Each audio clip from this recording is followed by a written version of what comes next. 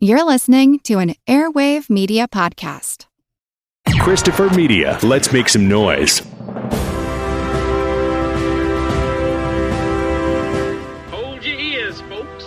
It's showtime. People pay good money to see this movie. When they go out to a theater, they want cold sodas, hot popcorn, and no monsters in the projection booth. Everyone pretend podcasting isn't boring. Turn it off.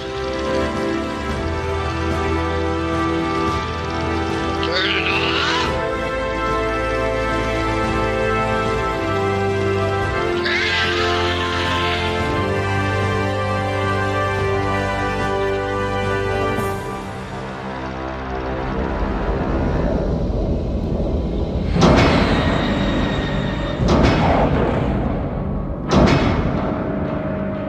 These were very, very hard to come by.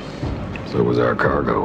Whatever you got going on here ain't exactly approved by Congress. It's a military operation. Really? Who are you? Ripley, Ellen, Lieutenant First Class, number 36706. Ellen Ripley died 200 years ago. You're a thing, a construct. They grew you in a lab. What the hell is going on here? He is breeding an alien species. Wish you could understand what we're trying to do here. Now they brought it out of you. Not all the way. You want to tell us what this is? It's a queen. She'll breed. You'll die.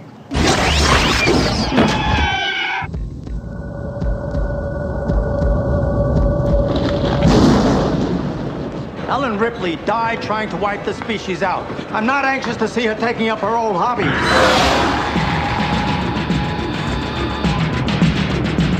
I can feel it. I can hear it moving. So hey, you ran into these things before. Yeah, What did you do? I died. We're moving. That's a standard emergency procedure. Any serious problem in the ship autopilot's back to home base. What's home base? Earth.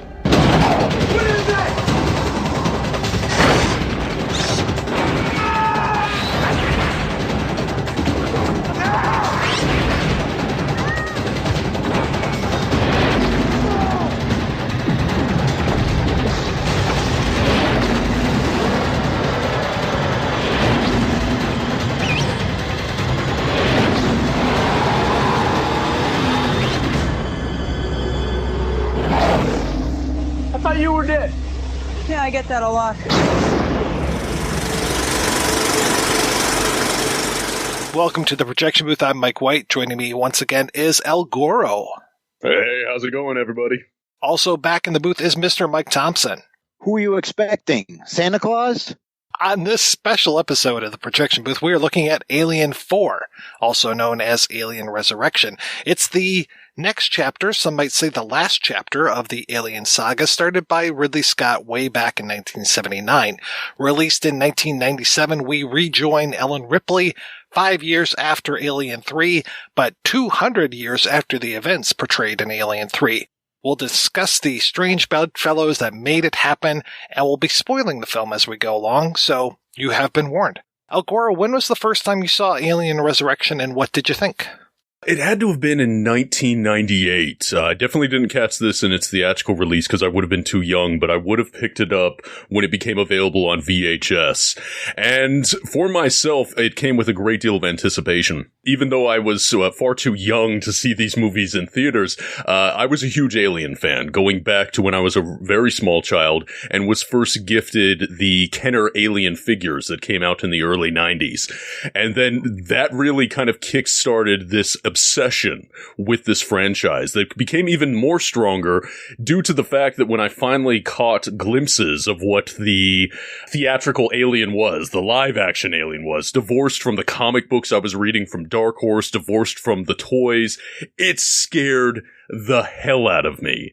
And I've always had this impulse that if I'm frightened by something, I dive deep into it. So even by the time Resurrection came out, I was a huge fan of the franchise. I'd rented all the films, I'd read all the comic books I'd gotten my hands on, and I was meeting this film with a great deal of anticipation. Hell, I even picked up the Cracked parody of it back when Cracked was a magazine instead of a website, just so I can get a glimpse of what to expect out of this movie. Because the only thing I had heard was space pirates were going to be involved, and I was so down for that.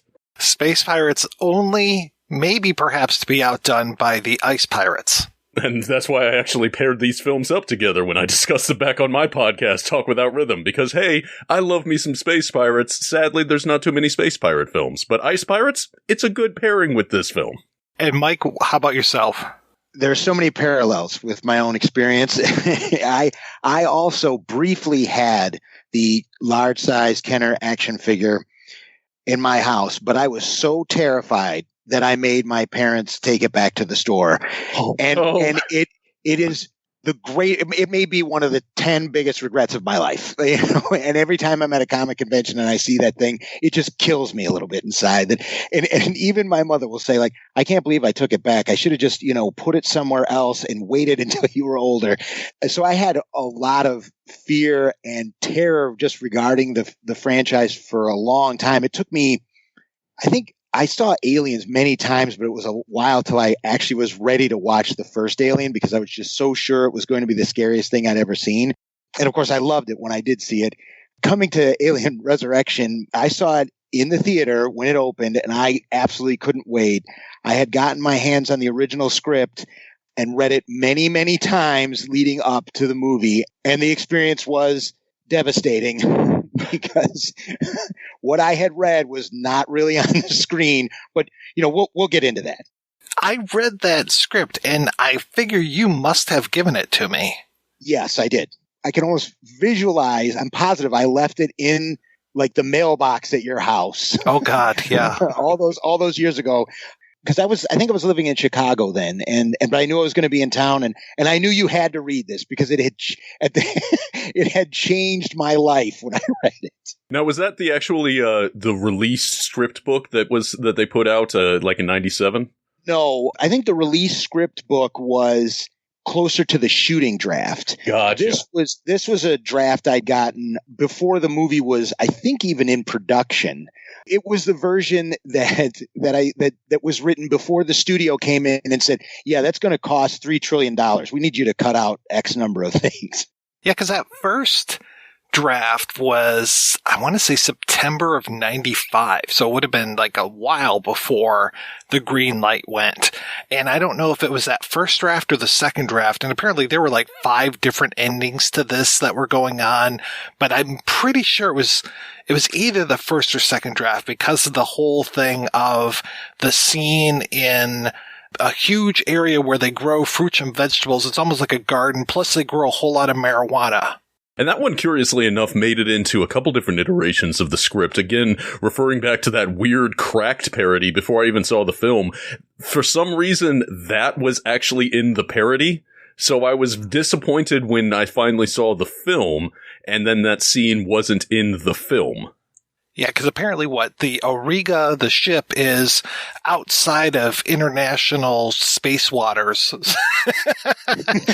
Out past the neutrals, either in or outside the neutral zone. Close enough that they're not a threat to the Klingons, but definitely somewhere out there, just past Pluto. So they're like able to do all of these experiments. And yeah, they make their money by growing all this pot out in space. It's very Dark Star.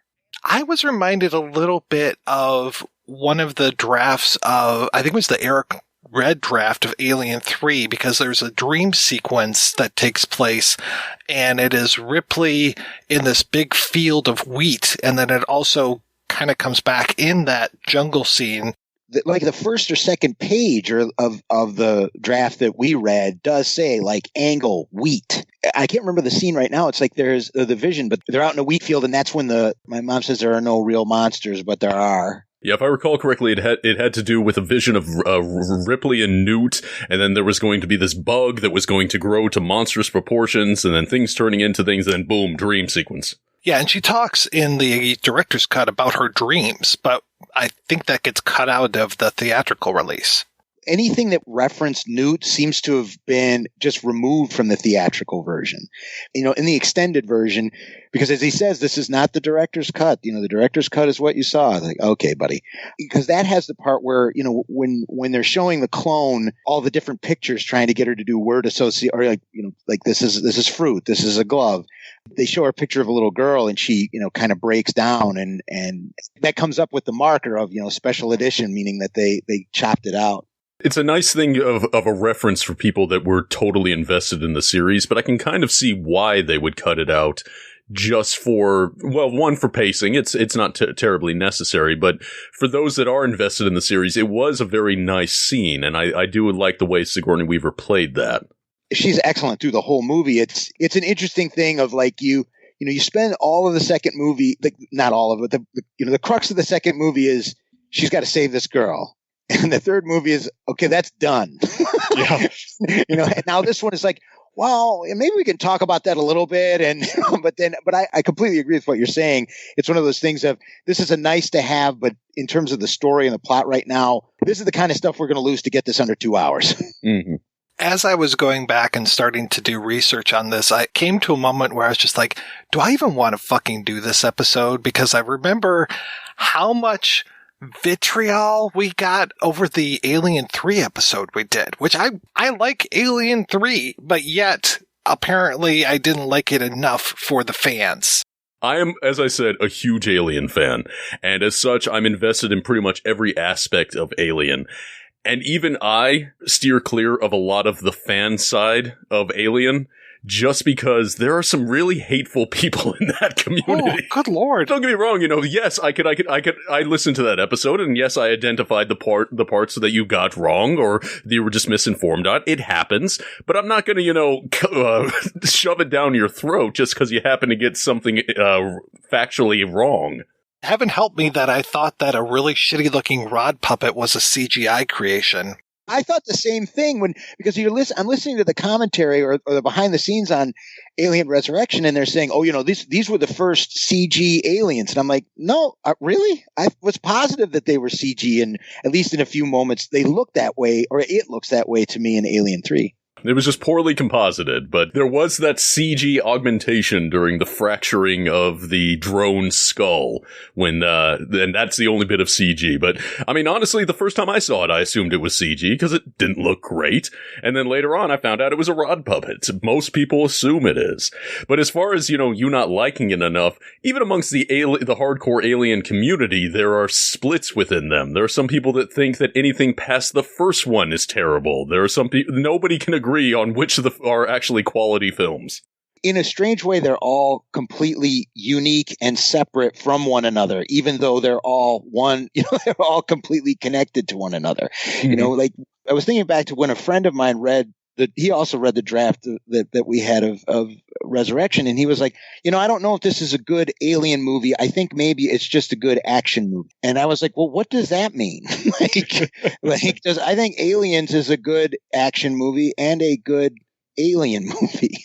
Again, that's one of the reasons that I really do love this franchise is that at least for the original four, there seemed to be a dedicated attempt on the behalf of the producers to actually try to bring in a different directorial vision and try to take the story in different ways. I mean, you could see that with the developing of from Alien to Aliens, the multitude of different scripts that came out as part of Alien 3, and of course with Alien Resurrection, they went with Jean-Pierre Jeunet because he was different, because he could bring something else.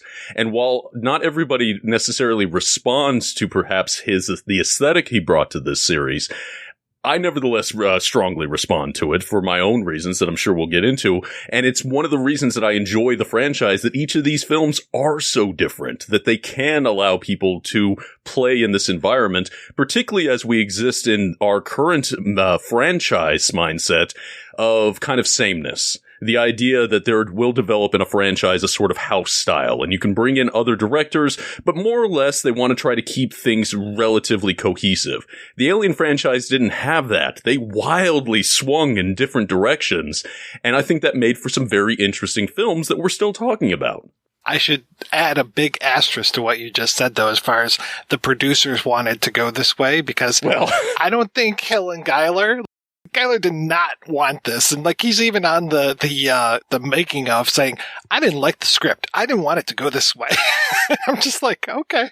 He says, like, he goes, we read this and I was just like, this is the end of the franchise. Rest in peace, David Geiler. We got to throw that out there. In a way, he turned out to be right. Like, for quite a few years. Chronologically speaking, it is the last one. Like, there hasn't been any there are no stories that take place, at least not yet, after this one. This is the last Ripley Alien film.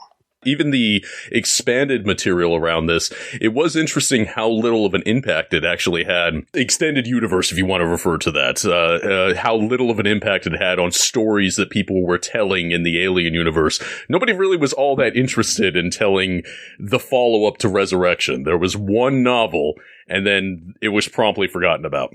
I haven't read that. In that novel, is it following the aliens, or is it following Ripley, or is it both?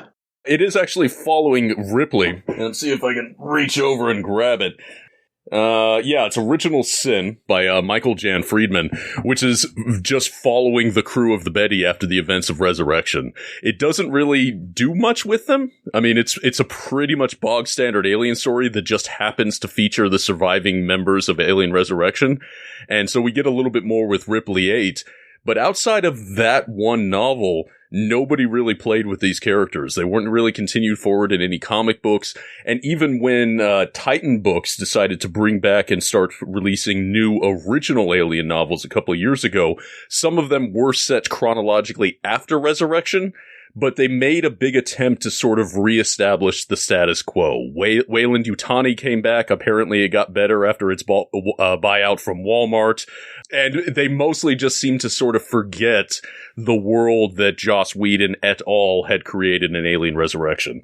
And I mentioned that kind of strange bedfellows things as far as this being a Whedon script and then Jeunet coming in and directing it. The majority of the crew, as far as I know, was French. So it's got this French sensibility. It's got Jeunet and all of his guys working on this, but then it's a Joss Whedon script. So you have this very American sensibility of Whedon coming in here and doing this. And Whedon is like pop culture incorporated. You know, he knows what sells, and he's able to do that and do it very well, at least for a lot of years.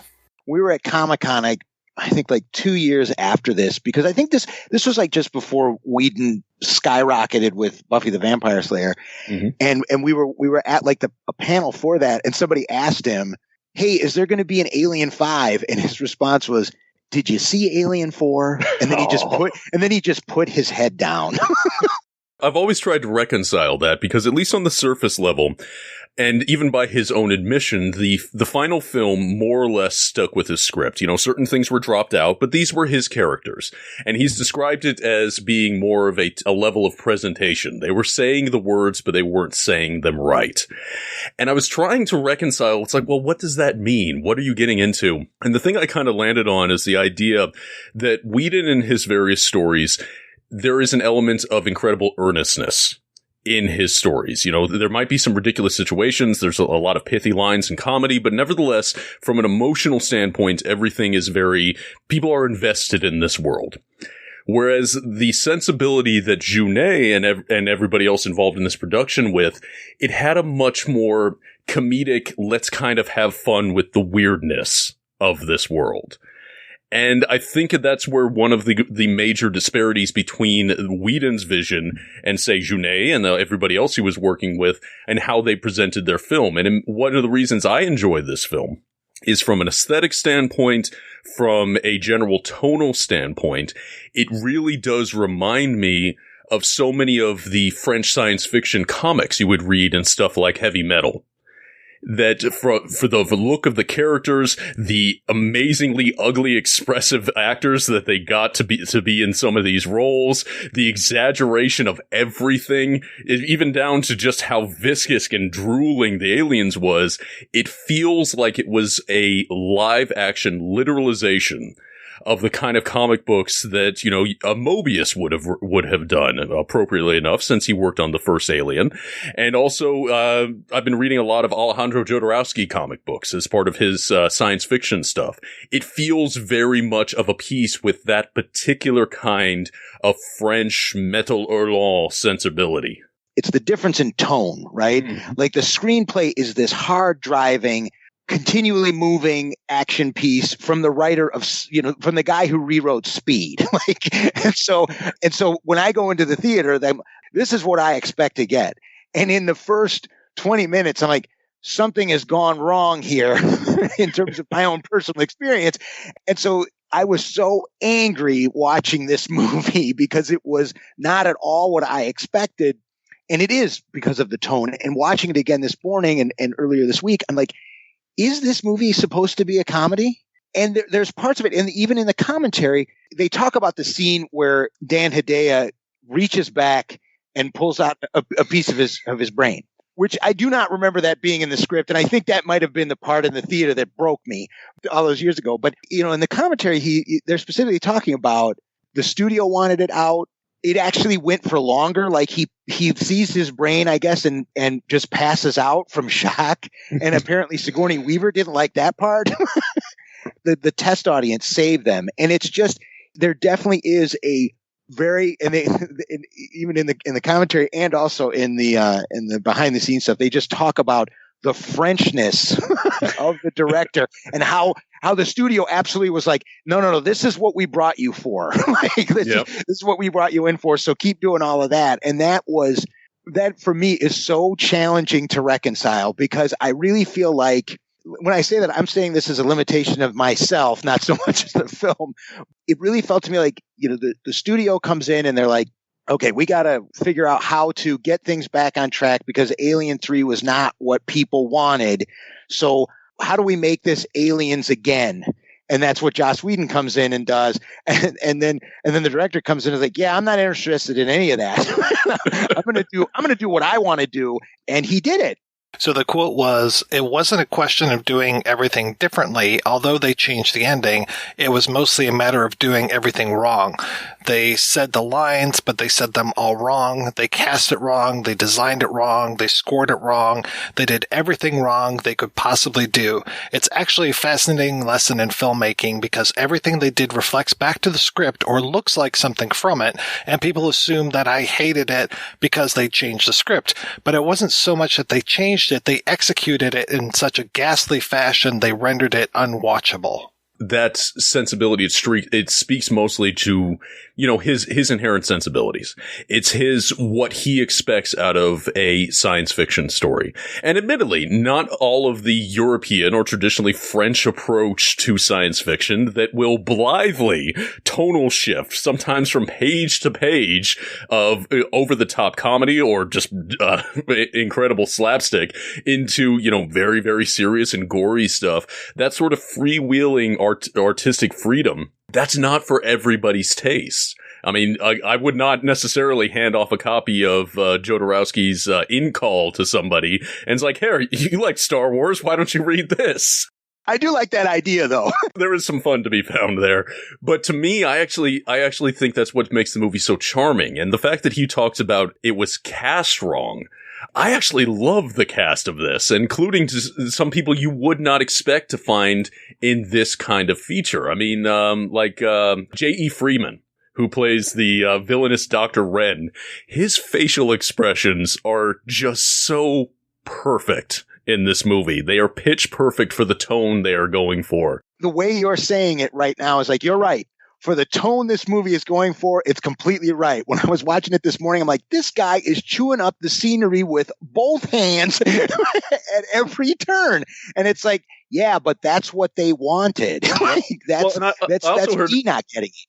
I also heard an anecdotal account, and I have no verification for this, but apparently Whedon at some point disparaged the casting of Brad Dourif. for similar reasons of Jack Nicholson. The fact that Brad Dourif is so used to playing crazy people, it's not a surprise when he goes insane. It's like, well, did it need to be a surprise when the guy who is purposely breeding aliens it ends up being a nut bar? That's not the kind of thing that anybody was going to be, oh, hey, I'm surprised he went crazy.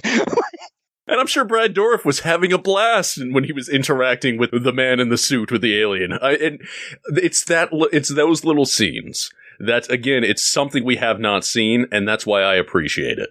When I read that script, I was so interested and surprised by the way genre is written. You read the whole script and you're like, man, this guy is going to get killed, and it's going to be spectacular because he is such a piece of shit. And then when they I read, oh, they cast Ron Perlman, this is going to be great. And then I watched him in the movie and I'm like, I cannot stand anything that he is doing because that quote from Whedon spoke to me perfectly from my previous, my reaction from all those years ago. Because I think I reviewed it for Cashiers. And I think at the time I said it was the cinematic equivalent of being punched in the balls because I was so angry that this movie was not what I had envisioned it to be based on the script. I was just coming into it and, without that. And I loved Ron Perlman in this. And actually thinking back, because I was looking through his roles and trying to think, plot in my head and what I had seen, I think this may have been the first anything I had ever seen Ron Perlman in where he wasn't wearing heavy prosthesis. Because I watched, Beauty and the Beast, and I watched the Island of Dr. Moreau, but I think this is the first time I ever saw Ron Perlman's face. And he left an impression. I love Ron Perlman in this movie because, as you say, his archetype is the one that's destined to die. He is the next iteration of Yaphet Kotto or Mark Rolston, the big bruiser that nobody likes and very kind of acerbic at times, and he's going to be alien fodder. And the fact that he lived, I loved that. I mean, he's a terrible character and a terrible person, but I kind of loved the fact that he lived. Don't you think we should talk about the shares? Yaphet Kotto should have blindly thrown more knives at people. And now you've got that great tie-in, too, between Ice Pirates and this with Ron Perlman. Exactly. And of course, being the weird guy that I was looking for the various ways that this connected back to Dune, the David Lynch version. And we do have a couple connections with this. We do have Brad Dourif showing up in this. And the gentleman who did the costumes, I forget his name right now. I think it's Bob Ringwood. He also worked on Dune, I believe. Do you still dislike it as much as you did back in the theater? Is this still a punch in the balls? I was very angry watching it again. And this time I turned on everybody. So this time I was like, wait a minute, this part of the script makes no sense. Why did I ever like that? I was just, but you start listening to the behind the scenes stuff and you're like, okay, I get it more now. Like I get what they were going for. Is this the Alien movie that I'm going to rewatch again? No. Does it make me as angry as it did back then? Probably not. But I will also say that back then there was no Alien versus Predator to compare it to. I was watching and I was getting nitpicky and ludicrous at one point, and that's why I went back and was rewatching it today because I was just like, wait a minute. Purvis better not have had his glasses on when that facehugger came out because there's no way those would have survived that process. And then the other thing that was frustrating me even then was like I didn't have time to go back and I also will say that there was part of me that didn't want to go back and reread the script again because I'm like clearly that impacted my experience with this film the first time. I don't want it to do it again this time, but the scene in which when Christie is climbing up out of the water and the alien gets on him and, he unbuckles himself to sacrifice himself. The way that was shot, where I was just like, this is taking 100 years for him to do this. And I just feel like he could have just kicked that alien's hand off of his boot or he could have just, I don't know, reached around and just grabbed that ladder. Like, is he supposed to be like dying because he just got sprayed in the face with acid? I mean, that would make sense, but I'm just like, for some reason, that scene this time around really was just getting to me. The other thing is, and this again is a personal thing, is one of the things I remembered most from the script that I was very excited to see was the potential hand-to-hand combat scene between Ripley and one of the aliens. Because In the script, that's kind of her introduction to the team. The alien comes out, she fights it, and she grabs its tongue and breaks it off. And that scene I was like, this is perfect. I didn't even know that. It made perfect sense to me that it would eventually reach this level and now we're going to get it.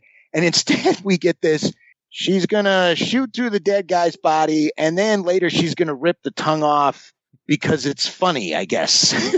And again, I don't know if that was rewritten that way or if it was, and it may very well have been just a logistical thing of watching it now and thinking about it now. There may not have been a way at the time to shoot the scene as written without it looking absolutely idiotic. Yeah, it would have been difficult, as good as the sculpts were that ADI did for the aliens in them, because I actually do really like the work they did in this. It looks great. Yeah, I don't know if they would have been able to necessarily pull that off as well as perhaps they would have liked. So it probably was a concession towards the reality of the practical effect.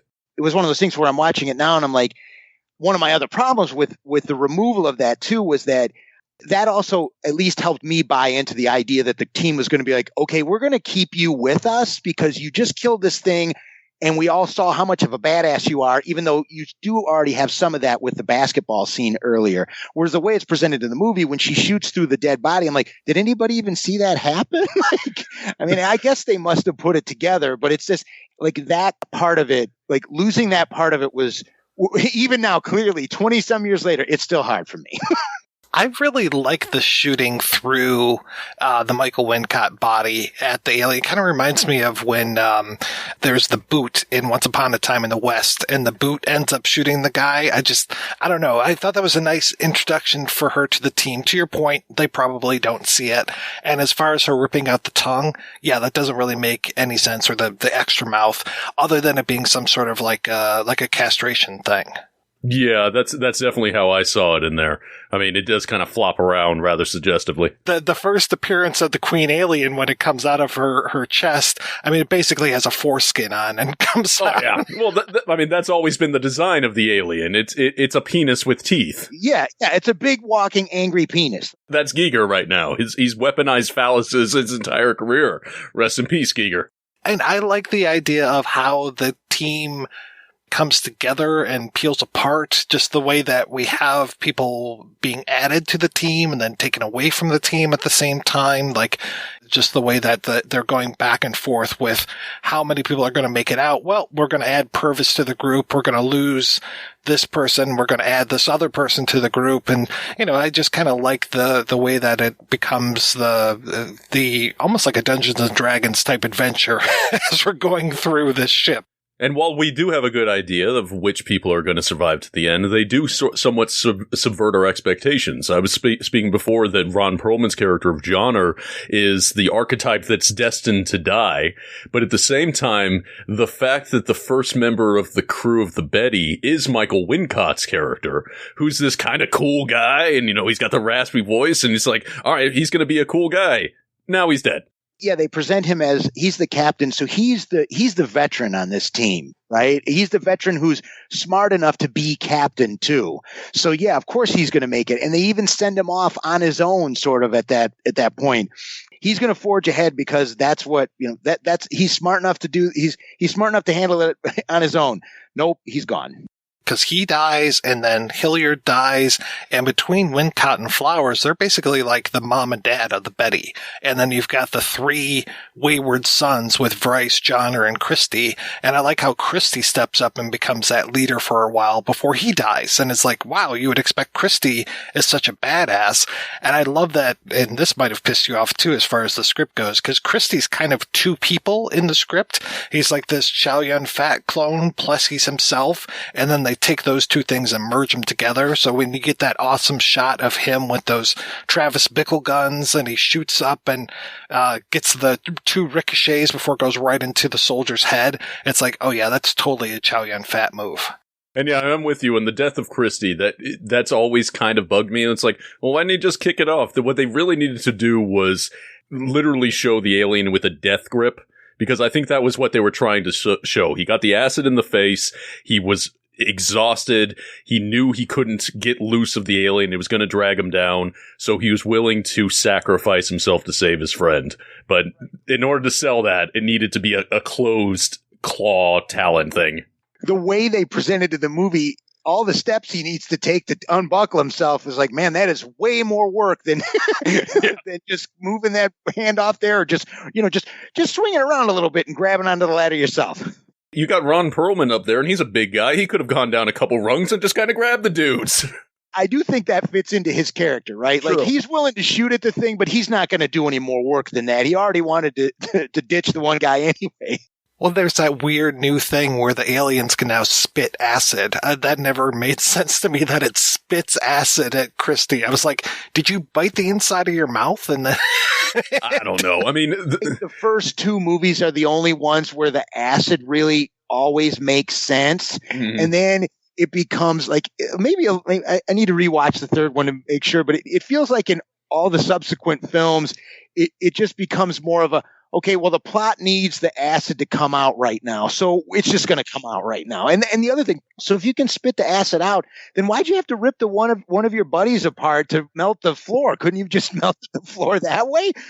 It's a good question. But then again, the acid doesn't completely dissolve his face like the other acid that we saw, like Mark Rolson, Drake's character, have. So maybe it's a less potent acid? I don't know. They did it because it was cool. And you know what? There was an action figure before that had a spitting action, so maybe they decided to use it in the script. Still to this day, and I'm grateful for it. And again, I'm still sad that I let that one go. But it's amazing to me that these were ever something that was like, yeah, this needs a toy line.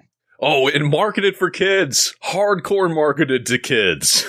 Kenner presents new alien action figure. Bayonet's closed! Quick, shut the airlock! The alien's locked out now! He got through! Shh! Give up! Alien can't be beat! We'll zap him with the light! Don't, he'll destroy the spaceship! We've lost! Better find another ship! Let's try the kitchen! Another triumph for Alien! Alien action figure, new from Kenner.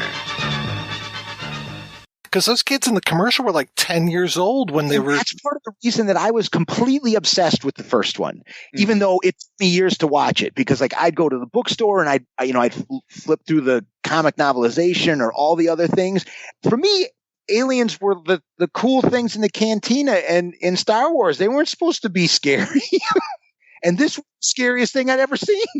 I am right there with you. When I see the end of Alien, which it took me so many years to actually watch the original Ridley Scott Alien, like you, I saw it well after Aliens, and I still picture that comic novel in my head. I still picture the exact way that it was drawn before, like the afterburners and burning the alien off and all that kind of stuff. It's like, yeah, that's my version of Alien, is the comic book version of Alien. I find Alien Resurrection fascinating in just the way that it is exploring the things that have come before it, the way that we have taken this Ripley character and we killed her off in the third one, and now she's back as this, but she's not Ripley anymore. She's kind of Ripley, but not Ripley. And the way that we're exploring still what it means to be human versus what it isn't to be human, and that we've got her as that character, but then we also have Call as that character, as this second generation Auton, and I'm guessing that her name is Call because it sounds like recall, and a call is like recall. Recall! I can see it. And I like that she is more human than Ripley is, even though she's a machine. And I just like the way that they're exploring that, as well as exploring the same things that we've done in the other movies where it comes to motherhood and, what it means to accept your child, reject your child, and that we're playing with that also with the idea of how much of Ripley's alien versus how much of the Queen is Ripley. And it's, again, very much in keeping with some of the inherent themes of the franchise. I mean, when we look at the life cycle of the alien, it's about the infection of a foreign entity. It is the propagation through extraterrestrial rape, and then how that fits into the inherent body horror aspect of it. And that was the original Ripley's ultimate fate. You know, she herself was infected with the embryo, and she chose to sacrifice herself. And then with this Ripley 8 character, it further adds a new twist to that sort of body horror element by integration, rather than it being a separate entity that explodes outward like a parasite. The alienness becomes almost symbiotic, and she becomes this combined entity. And it's something that I think got played up very interesting in at least the novelization, where it was going deeper into the way her thoughts were transformed and how she was almost psychically tapping into the nest. And they touch on that a little, but one of the more interesting elements was also the fact that the aliens themselves had elements of her memory as well, because they're her genetic offspring. That the aliens we're seeing in this are not the aliens from the previous films. They are something else. They're mutants themselves, which is why they have less of a Giger-esque biomechanical look and a much fleshier look to them. And it's that development, that inherent alienness and the infection of the flesh that is very much a part of this franchise. Yeah, I got a lot of shit about that, too.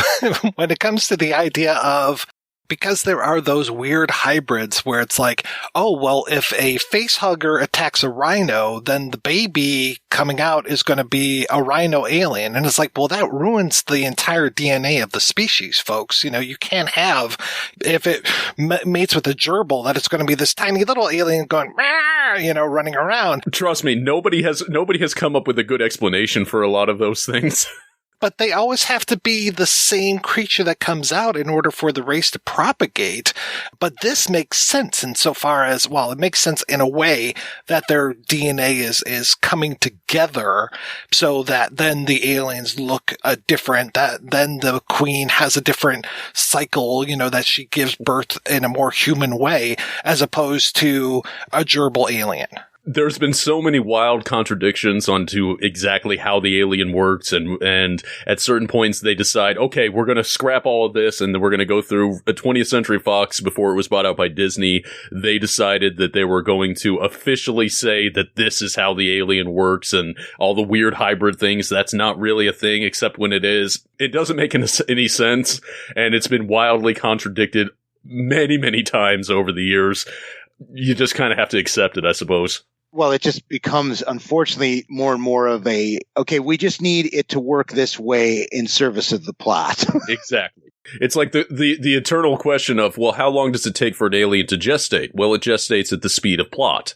That's why Purvis, who got infected at the same time as everybody else, why he doesn't have an alien bursting out of him early at the same time, why he's still able to walk around. It's cooler for him to have the alien so it can explode through the other guy's head.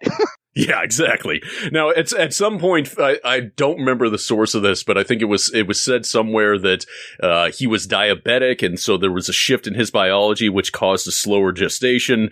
But that's Star Wars stuff. That's fans jumping in to explain the inconsistencies of the world. It was his midichlorian count that kept him from.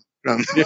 He's got a very high M number. Just wait until you jump into the fan conversations of queen versus egg morphing, and then the resultant furor that comes out of that. I mean, we could talk about who fertilized the egg that became the baby alien, you know, and there are moments in the movie when Ripley kind of gets into that whole world of the aliens, goes into the literal underworld of the ship and everything, where it looks like she's just boning aliens like crazy. That was the thing. That was what I was thinking of earlier. Was like, so the movie I was waiting for was the one where she has the hand-to-hand fight with the alien, and the movie I was given was the one where she's getting it on with one. The tender embrace of the alien. But again, that scene kind of works for me because that one felt the most evocative of Giger. And when you look at his sort of biomechanical bodyscapes and that sort of the charged sexuality of his paintings, dark as it is, that seemed to fit very well with what they were doing with, you know, Ripley absorbed into the hive or nestled in the arms of the aliens. I could see the aliens not giving a shit about Ripley because she's more one of them than these other creatures that they inherently want to kill. Yeah, that's exactly what it was. It was the thing, hey, you smell like us. We're going to deposit you in the hive. This is just, you're just somebody else coming home. That's it. Exactly. I have a theory. I mean, if every one of these movies has an android character, and we start with Ash, then we move to Bishop, then we have Call, then we have David, does that mean that Ellen is going to be the next android that we get because she's the next in line alphabetically? I mean, it would be a very easy way to bring Sigourney Weaver back into the franchise. No, we've had Walter, though. Oh, fuck They did Walter. skip Walter. Yeah, but Walter died, so. Man, I just want to help Walter with the fingering, you know? Hey, speaking of sexual subtext. Subtext is kind of a generous word for that. Like, I still remember the first time I saw Covenant in the theater, and that scene came up, and somebody, bless them, in the darkness of the theater just went out, yeah, buddy! And I wish it was me, but it wasn't.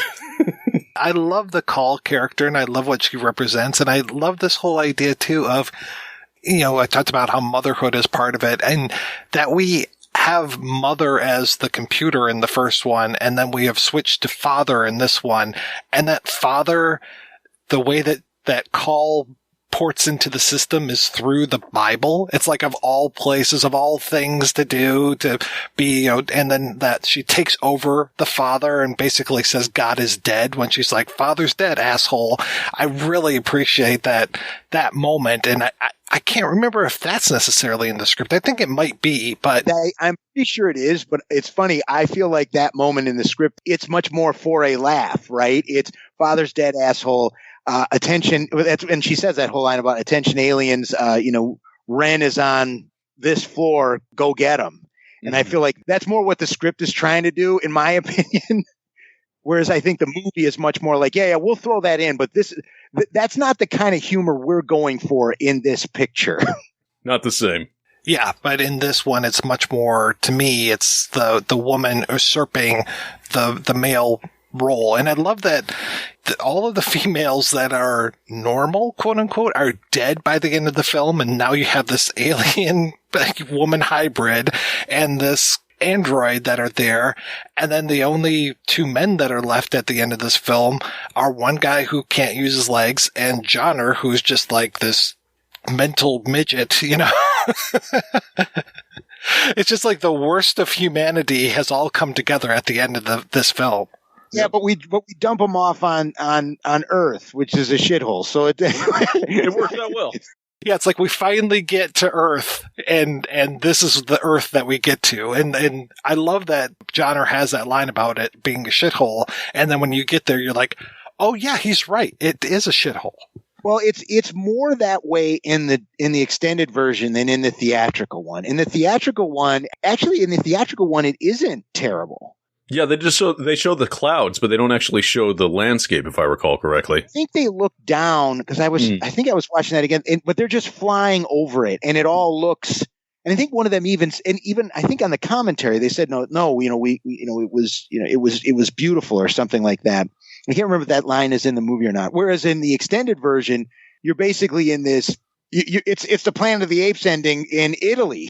Well, no, it was Paris because the. Oh, that's right. It's Paris. That's right. Sorry. Jeunet having some fun. Well, we always have to destroy the Eiffel Tower if we're going to show some sort of thing, you know.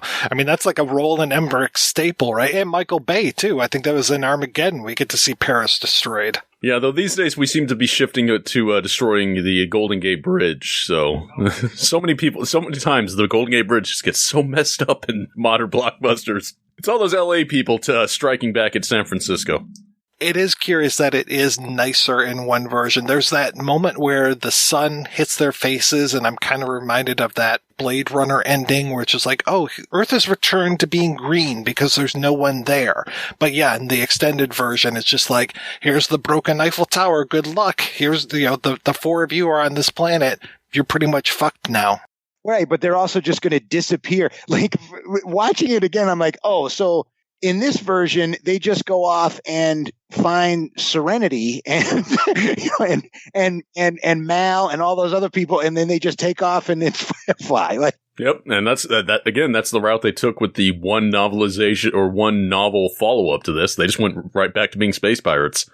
I haven't read the novels, but I did read that there was a little bit of a follow-up to Out of the Shadows with one called Sea of Sorrows, and Ellen shows up in that. But again, I haven't read that. And there's like who's this guy? Alan Decker seems to be a character in there. Yeah, so in Out of the Shadows, that was one that was actually set between Alien and Aliens. Okay. And so they actually had Ripley in that. And then they had to figure out a way to use her and then also get her so she ended up like she did in Aliens. And they manage it. It makes kind of sense, but it is what it is. Whereas the other one, Decker is her genetic descendant. And so he somehow has an element of the race memory, and the aliens, they remember going up against Ripley, so they have a particular mad-on against him. It's a good novel. It's just it does require a fair bit of, okay, I'm just going to go with what you're putting out here. I mean, to be fair, the franchise overall asked that too.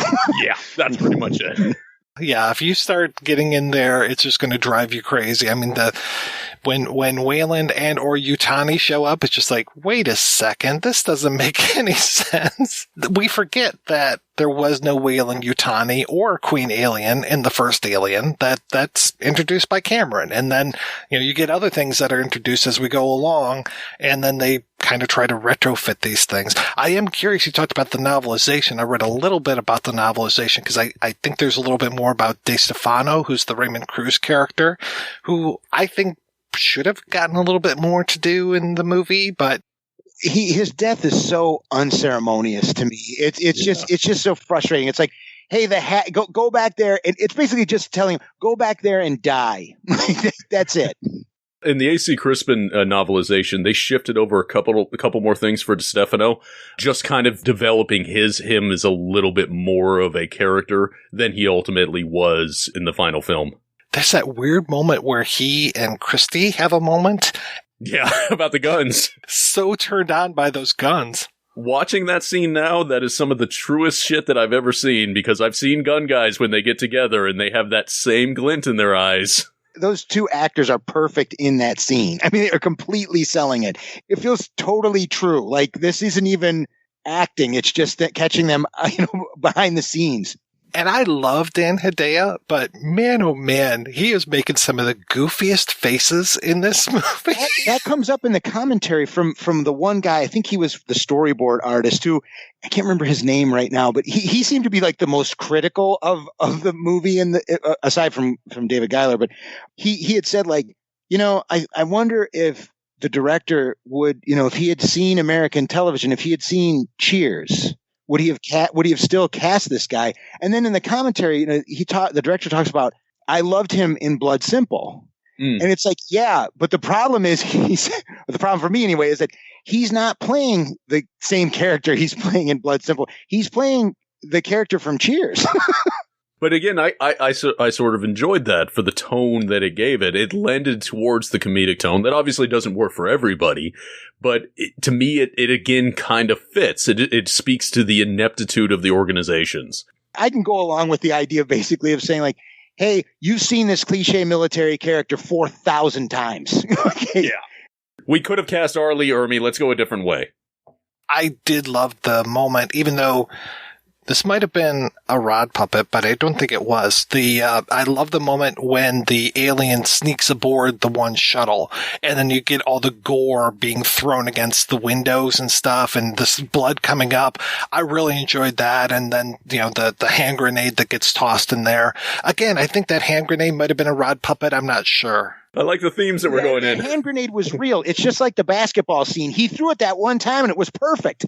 We are obligate to mention that Sigourney Weaver is 100% awesome baller, that she did indeed get that shot in one, nothing but net. Well done, Sigourney. Holy shit. There's a whole section on the DVD just about that. I watched that and I'm like, yep, this is absolutely the right thing to do. And I love the fact that I think it was Pitof who was going to digitally change it so that the ball would always stay in frame. And Sigourney Weaver was like, no, you're not doing that because that's going to ruin the whole thing. You can't. And I love how Perlman's just like, I fucked it up because I broke character. So every time I watch that scene, I'm watching Perlman the entire time to watch for. That's what when I went back and was watching it today, I'm like, okay, I'm going to see how badly if he really does this. But no, they cut it together perfectly. Yeah, they edited it very well. And this was that perfect time for Ron Perlman. You were talking about how, he was in Beauty and the Beast, and I read a little bit of his autobiography, and he was just having a horrible time after Beauty and the Beast got canceled, and just playing all these roles where he's like, I'm not even going to mention these roles. I'm not proud of these things. And then he meets Guillermo del Toro. And then he meets Jeunet and Caro. And it's like for a few years there, it was just like, oh, Ron Perlman's in this? Like after I went and saw Kronos, I was like, oh, Ron Perlman's in this? Okay, I will go see it. Whatever it is, I will go see it because he was working with such interesting directors. And those movies that he made with Jeunet and Caro, the movies that he still continues to make with del Toro, fuck yeah. It's like, was perfect that he kind of became this actor for these foreign directors, which was just wonderful. And he's taking all these chances. His role in Kronos is still just one of my favorite things ever. Definitely. And I came to that later. This was a very interesting time in his career, especially since while he was simultaneously playing two-type, because, very much you look at Ron Perlman and it's like, okay, it makes sense. You cast him as the heavy, but in the hands of a right director, they can take that expectation and they can twist it. They can have some fun with it. And you even got to see that in Resurrection because he had some legitimate laugh lines in this movie. Oh, yeah. Not all of them have aged well. He has one of the worst lines in the movie. One of the worst lines. That's after one of the best scenes in the film when she goes in and sees all of those failed clones. It's a wonderful moment of pathos. It's fantastic. The music in this whole film is wonderful. I love the score. I love everything about that scene. And then when he does that, must be a chick thing. I was just like, oh, fuck this movie. That's not a line that has aged well. He also refers to Freeze as Ironsides. I didn't catch that. I'm like, wait a minute. he's referring to him from a character who's. So how many hundreds of years has it been since Raymond Burr was Ironsides? You know what? I still occasionally make Shakespeare references. So maybe in this world that show finally got its due. And if that's what the future holds, I'm all for it. There you are. Well, are we sure it was the Raymond Burr version? Because there was that amazing version with Blair Underwood. Yeah. Yeah. We're also assuming that there aren't going. I mean, this was hundreds of years from now. How many more versions could there have been? Right. Maybe that's what's coming next. Yeah. It's probably one of those stories that just gets rebooted over and over again, much like Hamlet or Macbeth. Yes. See, now that would have been awesome if instead of watching like QVC while they were drinking, they were watching Future Ironsides. There it is. And then it would have just made that whole joke work. Keep going back to the motherhood thing. And the one other thing I wanted to bring up real quick was the idea of insects in this movie. And I did appreciate that they played more on the insects when it came to this. There's that scene that never made it to the original that is in the director's cut, which I don't think ultimately succeeds, where they're crushing a bug. Like first you see the mouth and then you realize it's a bug and the guy crushes it and puts it in a straw and spits it out. Okay. I guess it was DiStefano in the novelization that does that. But so you got that, but then this whole idea of Ripley coming out of that cocoon, that dress shift thing that she's wearing and the way that she comes out of that. I think that's wonderful. And of course we have Brad Dourif later in the film saying, she's a beautiful, beautiful butterfly. And it's like, well, that's really nice that they're kind of bringing in that Ripley is also very insectile.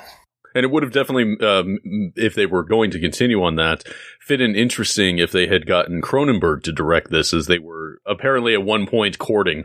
I mean, speaking of body horror, Cronenberg could have done interesting things with an Alien film. He would have totally rewritten everything. Oh yeah, and I'm not saying that. I'm not saying that as a negative. No. I've often felt if you took William Gibson's Alien 3 script and then given it to Cronenberg, that would have been just something amazing. Am I the only one, too, that when we have Ripley 8, does that 8 remind you guys of Infinity as well, or is that just me reaching? I could see it. I can see it.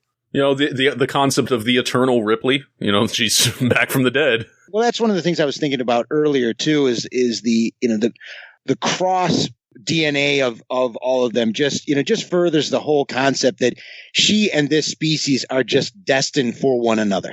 You know, they're linked together, because that's one of the other things about the franchise that's so interesting, is that it isn't solely about, at least for these 4 movies, and we've seen what happens without her, right? Like in these 4 movies, like, okay, we have to have the monster and we have to have her. You know, and I understand, like, that's a standard, you know, superhero kind of thing. Well, we have to have the superhero and we have to have the villain. But it didn't ever have to go that way. But after the second one, I feel like, yeah, it did. It just made perfect sense to me from thematically that it would be like, no, they're just going to be combined now. Which has always been interesting to me, and I love these films for the arc of Ripley. You know, the transformation of her down to her becoming an alien herself with the clone of Ripley 8. But what I've always found fascinating is the insistence upon the producers to inject an element of legacy into these films. Whether it was, you know, bringing Ripley back for Alien 3, because originally there was a sense they weren't going to do that. Also, when Whedon pitched did his treatment for his Alien 4, it was going to follow a clone of Newt, and it wasn't going to involve Sigourney Weaver. But there was always that tendency to, no, we have to have Sigourney Weaver in this to make this work.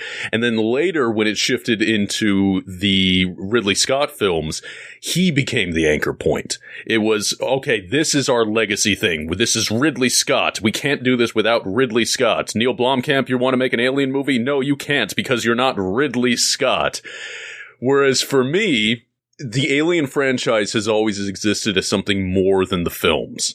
And so there's always been different people telling different stories with different people and all of these elements that create this larger alien universe. So I've never really been all that protective of, well, it has to involve Sigourney Weaver. It has to involve Ridley Scott. I love the Sigourney Weaver Alien films. I don't need her to be in an Alien movie for it to work. Just as I don't need Ridley Scott doing whatever he was doing with Prometheus and Covenant. I don't need that. And I really, as much I admire Ridley Scott as a filmmaker, he's one of the greats and has made so many films that I absolutely adore. I hope he never makes another Alien movie, because if he sets it up that David ends up as being the space jockey at the beginning that they find in the derelict ship in the first Alien film, I'm gonna fucking scream. I can't remember who it was. A friend of mine was talking about how, like, their theory is that, you know, Ridley Scott made the first Alien, and, you know, it was you know, a revelation. And then James Cameron comes along and makes Aliens, and it was like Ridley Scott was like, wait a minute. Who's this guy who came in and took this from me? And then all these years later, he's like, I'm going to make sure everybody understands that I'm the one who really, and it's like, no, man, you're not. Yeah. It's bigger than you, man. Cameron makes it, like, when he makes his version of it, he decides, because he didn't have to bring Ripley back, but he's like, no, she's going to be here. And he injects all the humanity into that aspect of the story, right? I'm not saying that she, you know, there's humanity in the first one, but the characters are not all fully fleshed out in the first one. You know, many of them are just there to get eaten, and the actors and the performances elevate all of that. Whereas Ridley Scott, he's so much less interested in humanity. He only wants the only characters he's interested in are the robots. Exactly. With these movies, he wanted to tell robot stories, which is perfectly fine. It's just tying everything back to David as they seem to be going with the arc of it after Covenant. I mean, it just kind of rubbed me the wrong way. I mean, as a fan, I like the idea of the aliens being something more ancient, something it predates humanity. And unknowable. This is the terror in space that you are never going to understand, and you need to get as far away from as possible. That's all there is to it. Yeah. And even the idea of that the engineers created the aliens, I'm perfectly okay with that. You just don't have to, as long as you don't explain every little element of it, because you keep certain things a mystery. Or explain it poorly. Well, yeah, there is that. Right. And even when it comes to the Alien versus Predator films, I mean, again, we seem to be so beholden to Weyland-Yutani. It's just like, come on, guys. We can have, like you said, we can have alien stories that have nothing to do with Weyland-Yutani, with Ripley, with any of the droids, none of that stuff. We could be completely in a different part of the galaxy and have an alien story, and we should be able to do that. But for whatever reason, it just, like, we have to keep putting it into this timeline somehow. And it's like, no. Just, it's like, it's the Star Wars thing where it's just like, oh, somehow we have to tie a fucking Skywalker into this. It's almost like fan servicey in a way. I don't hate fan service, but I also don't feel any need to be imprisoned by it, you know?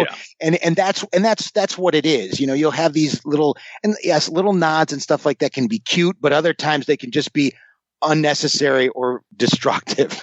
Yeah, I mean, you can use elements of Weyland-Yutani to build a world because it's established they're a very big company. But literally, if you're going to do an Alien versus Predator film, one, I have no idea why they didn't just set it in the future because that's what everybody was asking for. And you really didn't have to include anything more overt than a Weyland-Yutani mug, you know? Exactly. We don't have to see Mr. Yutani or I mean, we get Mr. Yutani in the second one, we get Mr. Weyland in the first one. I was like, oh, God. And I guess that goes for keeping Lance Henriksen in the films, but sure. Didn't really need it. Didn't need it. I love you, Lance, but he's already in the movie. Right? If you're talking about part 3, it's like, you know, it's one of those things like, oh, okay, yeah, you designed him and you made him look just like you. For what again? Right. You made him look like younger you, I guess, too. It would have hubris, you know? Yeah. Yeah, very much hubris. I guess I don't know why. Okay, we'll talk more about Prometheus in the second half of the show. Let me just say this one real quick. I always like the biblical, you know, I talked about how they port into Father as part of the Bible. I don't know if this is true or not, but I like the idea of, I read an article where it was talking about how people keep asking Ripley who she is or what she is.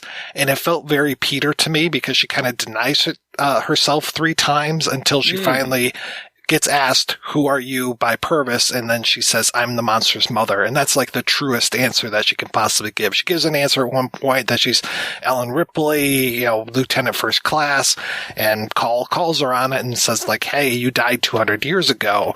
But yeah, when she finally says, I'm the monster's mother, it's like, okay, now you're there. You have finally accepted who you are. And thus she can start building an identity of her own. And escape this place.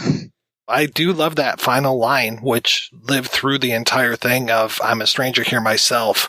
Love that line, and I love that, yeah, this version of Ripley has never been to Earth. And the version of Ripley that we saw in the very first movie, Ellen Ripley, I don't know if she's ever been to Earth. I mean, who knows at that point? Well, is she on Earth in Aliens, though? No, she's in a space station. Is she in a space station, though? She's in the space station at the beginning. I don't think they define it, but I believe in the expanded, I believe they said she stayed on Gateway. Oh, okay. Okay. Yeah, yeah. I mean, that would make sense because there's nothing for her there. Yeah, I think her daughter is on Earth and she died on Earth just a few years before Ellen was found.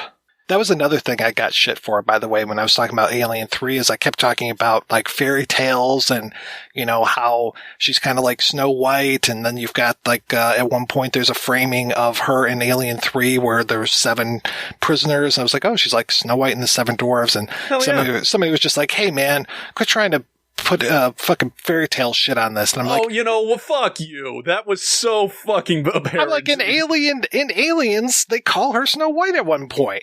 Yeah, I mean, they were playing with fairy tale motifs. God damn it! I got no time for people with no imagination.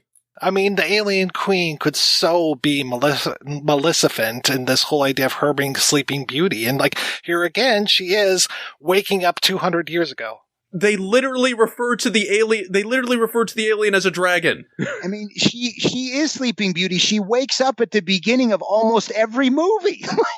She wakes up either from being in hypersleep, I think in 1, 2, 3. And in this one, she wakes up from basically being cloned. Cloned. Right. Yeah. I don't know why they cut that moment of her grabbing one of the arms of the doctor. I thought that was a good scene. I was surprised that was cut because when, I was watching it and I put the marker thing on and then I was like, oh, I thought that was in the movie. And well, it's a great scene because it just, again, it establishes very early on that she's not right, that she is deadly. And even when unconscious, she has these reactions to attack like an alien. And to me, it also called back to like the part in part 3 when the doctor goes to give her the shot and she just wakes up and grabs his arm real quick. Mm. Or even the way she, in the novelization of Aliens, the way she interacts with the nurse after she wakes up. It's all this very, when she wakes up, she's usually, it always feels like she's a little more aggressive. She's not a morning person by any stretch. Right, exactly. But also just like, you need to get away from me. Well, every time she wakes up, something terrible's happened to her, Well, that's the other great line. It's like, I used to be afraid to sleep because I'd always have nightmares, but now I'm not because when I wake up, it's always worse. I do really like, too, there was a few articles that I read, of course, the modern Prometheus, Frankenstein. They talk a lot about Frankenstein, and especially with this one because of the way that the doctors are these kind of mad scientists and they make these creatures, they're basically remaking Ripley.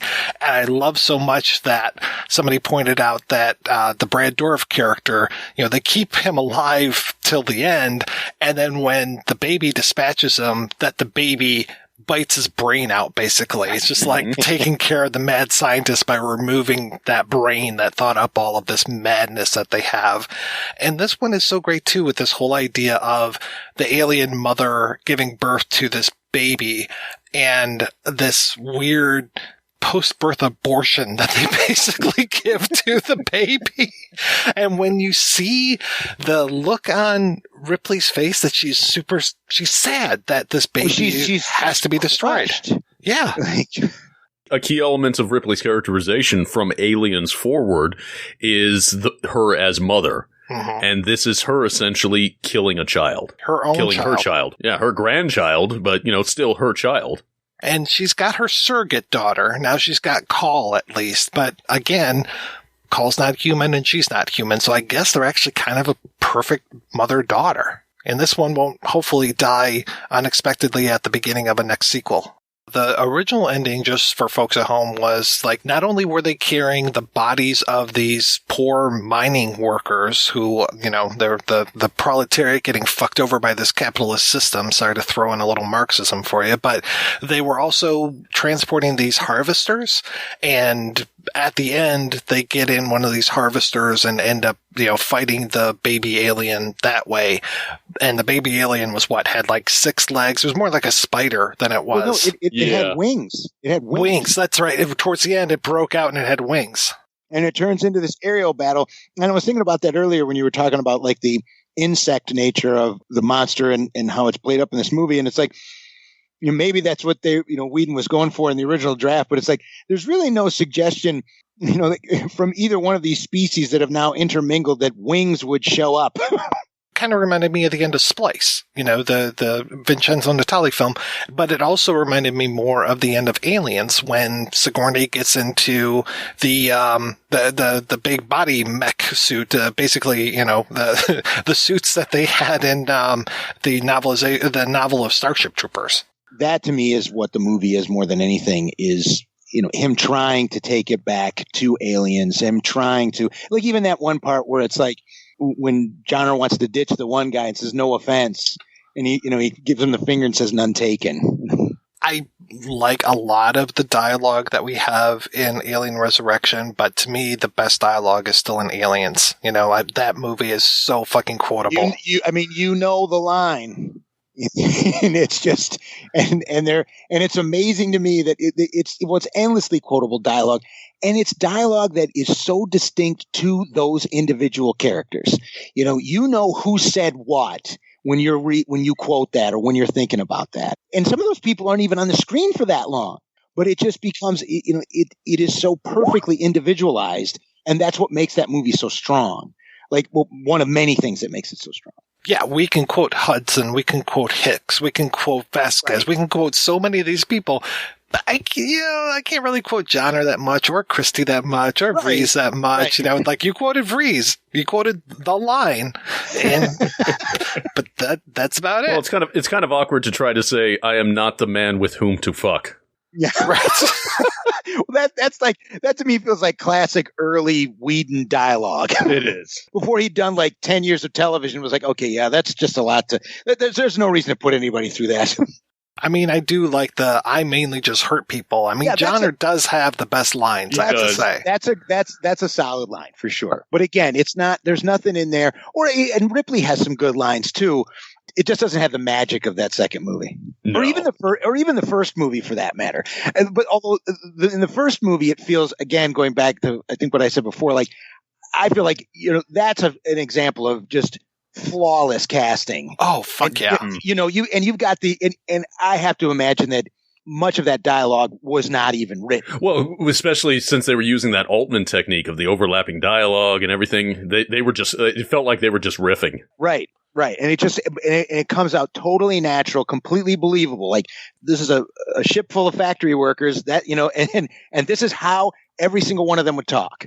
There was an article from just last month where they were talking that originally Altman was supposed to direct Alien. And some of those weird, like, hey, yeah, we almost had this guy. It's just like, wow, okay. Yeah, because it's another one, like reading about who might have directed Alien Resurrection. And you're just like, wow, these are some really interesting choices that you had here. I'm glad that it went with Jeunet, and I think Jeunet getting burned by this movie so much helped him make other things. I mean, wasn't his follow-up to this?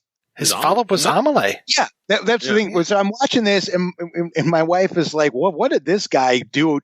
Or she said something like that. I go, his next movie was like, I don't know, one of the best movies of that year. I saw Very Long Engagement.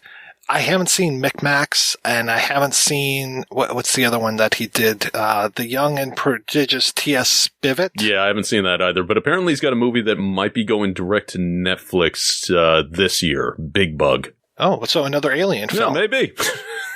It's all about that bug at the beginning who gets squashed. It comes back for revenge. It was so interesting. Also, in one of the behind the scenes, when I think it was the storyboard artist who was like, Jeunet saw himself as like a hired hand, or that this movie was basically him just making a commercial, like a really long commercial. If that's the case, and I have my own feelings about this movie, but I'm not going to take anything away from him. I feel like that's more.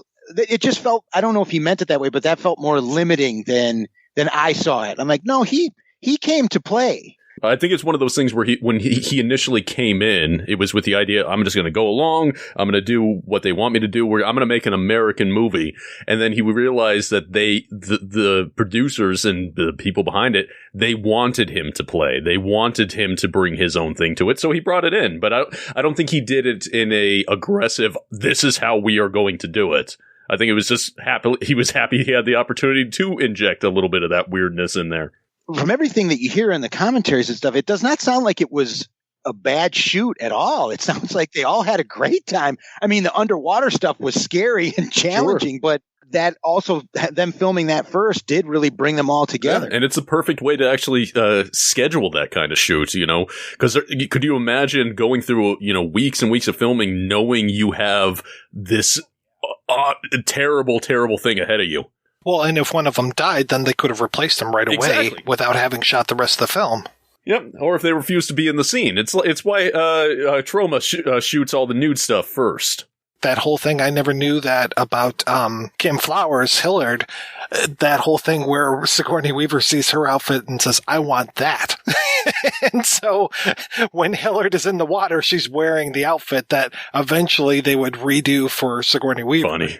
And I think that's one of the reasons why she happens to be the last one in the water and ends up being killed in that scene. But yeah, poor Kim Flowers. I was looking at her filmography. I was just like, what else has she done? Oh, not a whole lot. Yeah, but it's like, I liked her in the film. She was in two other things, including in a small role in Fear and Loathing in Las Vegas. And then that's it. Her career ended in 1998. Hopefully she's doing well.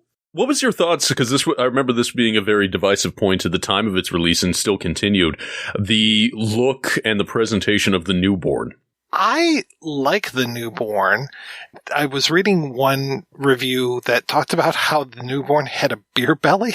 Yeah. Well, they talked about that Jeunet was insistent that it have genitals. Mm-hmm. Right. Male and female. Male and female, and they did that. And I love what he said. He goes, even I think he said something like, even for a Frenchman, this is too much. And then they had to digitally erase them. Yeah, I think it was Alec Gillis saying, it's like, we could have just made an appliance to cover it, and it probably would have been cheaper than you going through and digitally removing it. The way that it walks, it leads with its genitals too. Like it's not necessarily the belly that we're seeing; it's the genitals that it's leading with. Yeah, because of the change, that's not clear. Yeah, right. Yeah. See, I always looked at it more like how sometimes a baby will have a protruding stomach, and it's that very sort of malformed infant quality that the thing has. And I remember a lot of people talking about how it was so far apart from a Giger design. And it's interesting that if you look at the various concept art they came up with it, originally they were keeping with something that was decidedly more Giger-esque. Yeah, I never felt that way. I think for me, it was such a shock. And I have to assume that this, I'm not the only one who felt that way. It was just and they talk about this a little on the commentary too.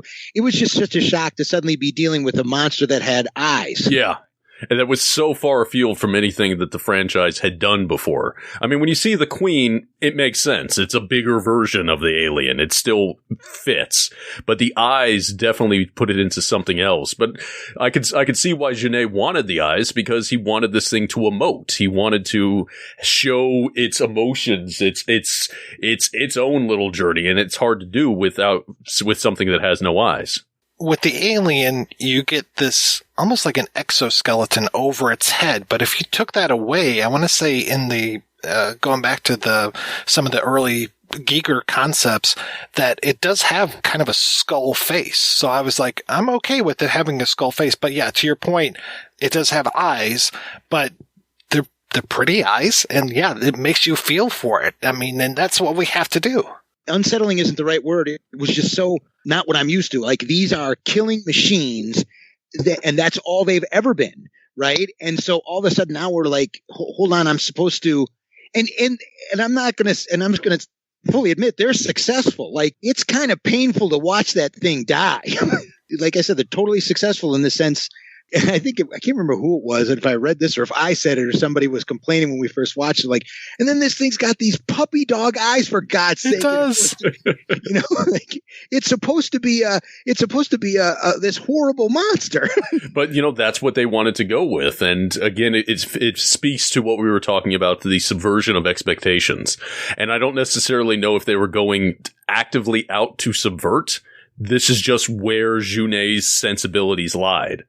And I do like what we see with this thing, because so much of the initial Giger design of the creatures is in keeping with his biomechanical aesthetic, that blend of flesh and metal. And what we have with this mutation that's coming from the cloning process, is something that's all flesh. And it's something that's different than anything we'd ever seen. Now, would we need to continue with that design to carry the franchise forward? No, but as a one-off, and again, just kind of speaking about something that is other, something that is beyond our perception, something that is alien, I think it fits very well into that. It's a powerful mix of something you're trying, it's trying to get you to be sympathetic to it, but it's absolutely grotesque. Exactly. Well, and that's the thing, is when it's making those noises and going up to its mother, and you think that, oh, this is going to be a loving scene, and then it rears back and suddenly becomes ugly and smashes her face off. And it's just like, whoa, okay, this is not to be trifled with. Because at first you're just like, oh, it's a beautiful, beautiful butterfly. But no. Like, the mother's just going to kill this thing. It's absolutely terrifying. Yeah. And, I never knew until I was watching the credits the other day that Archie Hahn, one of the guys from Phantom of the Paradise, who's in the Juicy Fruits, he does part of the voices for the alien. Really? So I never knew that Hahn had a whole career after acting in front of the camera. He does a ton of voiceover work. And yeah, he was making those noises of the baby. He is one of 2 people credited for that. And those noises, I have to say, I think that Alien Resurrection is really put together well. I mentioned the music before, and I love that part of the making of where they're talking about, here's some of the weird sounds that we came up with for this movie. I was like, wow, that's really neat. Who would have thought to do that? And those things play into it really well. In each of the Alien scores is really well done. I make fun of Horner sometimes because there are parts of Aliens that sounds exactly like Wrath of Khan. Oh, yeah. But it's a good score, especially that beginning when the machine comes in and it's looking around and Ripley's in the cryo chamber. That kind of like da-da-da music that they have is beautiful stuff. And of course, nobody beats the Jerry Goldsmith score from the original. And God, to use those parts of it for that trailer's still one of the scariest things I've ever seen. Oh, yeah. That's the other. It just takes me back to Prometheus and how that trailer was. They used the original sound effects from the '79 version. I'm like, oh man, I'm so on board for this. Just a heartbreaker. We forget how important sound is sometimes. Like, I think one of the most successful things, to talk about another franchise, one of the most successful things that they do in The Mandalorian is to reuse or replicate the sounds from the original Star Wars to the point where sometimes it feels like they're actually sampling lines from the original Star Wars when it comes to some of the things that the stormtroopers say. And that brings you back into that. That's one of those major member berries for me, is when I hear those things, I'm just like, oh, that sound is beautiful. And yeah, the sound design on something like this and the rest of the Aliens franchise, wow, they can do a really good job of setting that tone. All right, guys, let's go ahead and we're going to take a break and we're going to play a trio of interviews. First up, we're going to hear from Christy, Gary Dourdan. After that, we'll hear from Purvis, who's played by Leland Orser. And last but not least, we'll hear from the assistant director and special effects maestro, Pitof. And we'll be back with all of those right after these brief messages. Do you like movies? Do you like beards? Do you bathe in raw meat? Do you dance under the fiery sky of Ra, daisies threaded through your man-chest vein? Foolish question. Yes, we all do. But do you do it listening to the podcast from the After Movie Diner? If not, then you're missing out, and you may or may not spend eternity in insufferable torment, wedged between Simon Cowell and Piers Morgan in an elevator that smells of death. The After Movie Diner is a website dedicated to movies. New, old, large, small, and of every genre. There are written reviews, interviews with the famous and interesting, and a weekly podcast with comedy, reviews, interviews, a variety of fascinating and flatulent co-hosts, and music to tap your toe to. So why aren't you on board? Get there or miss out on the podcasting sensation of a generation. One that feels like being slightly tongued by an over-enthusiastic Cocker Spaniel. Find us on iTunes, Spreaker, Stitcher, TalkShoe, and over at aftermoviediner.com. I know you know who I'm talking about. It's that guy. Yeah, with the eyebrows, right? He's in a million the bushy movies. eyebrows. Sometimes they're bushy, but he also sometimes have a mustache. Yeah, but he shaved. Well, no, he did. You know who I'm talking about. You've seen him in a million movies. We just saw him in that one thing. Yeah, he looks like a pug.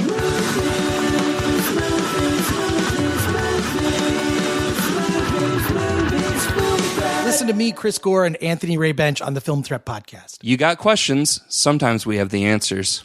I'm Chris Cooling from Forgotten TV, and you're listening to The Projection Booth, the ultimate movie podcast. You like classic movies? How about classic TV? Over at Forgotten TV, I've covered everything from obscure Saturday morning TV to short-lived shows like Otherworld, The Phoenix, The Highwayman, and Cliffhangers. You can find the show over at Forgotten.tv or at all the usual podcast places. I hope you'll join me soon at Forgotten TV.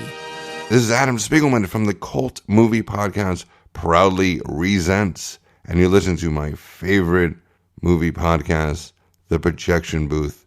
I know, it's messed up, right? Hey folks, welcome to the interview portion of the show. First up, we're going to hear from the man that played Christie. That is Gary Dourdan. By the time this comes out, a new movie starring Mr. Dourdan will be available. It's called Redemption Day. It is available on all streaming platforms that are worth your time. Now enjoy this interview. Where were you at in your career when you got the gig for Alien Resurrection? I had just broken up with my girlfriend, and I was in a mess. I kind of got kicked out of New York, kicked out of my band, and it was a mess for me. And so when I got to Los Angeles, I was just a wreck. And they called me for the audition, and I went in there and just brought all of that angst with me in the room. And they were like, "We love it. Hire him." I just went out of that. I didn't even, my agent called me. He said, "Gary, where did you go? They're looking for you in the hallway." Because after I went and did my thing in the room, I just left. I was so full of whatever I was bringing into the room. But they chased me down the hallway, as my agent told me, looking for me to try to tell me that they wanted me for the role.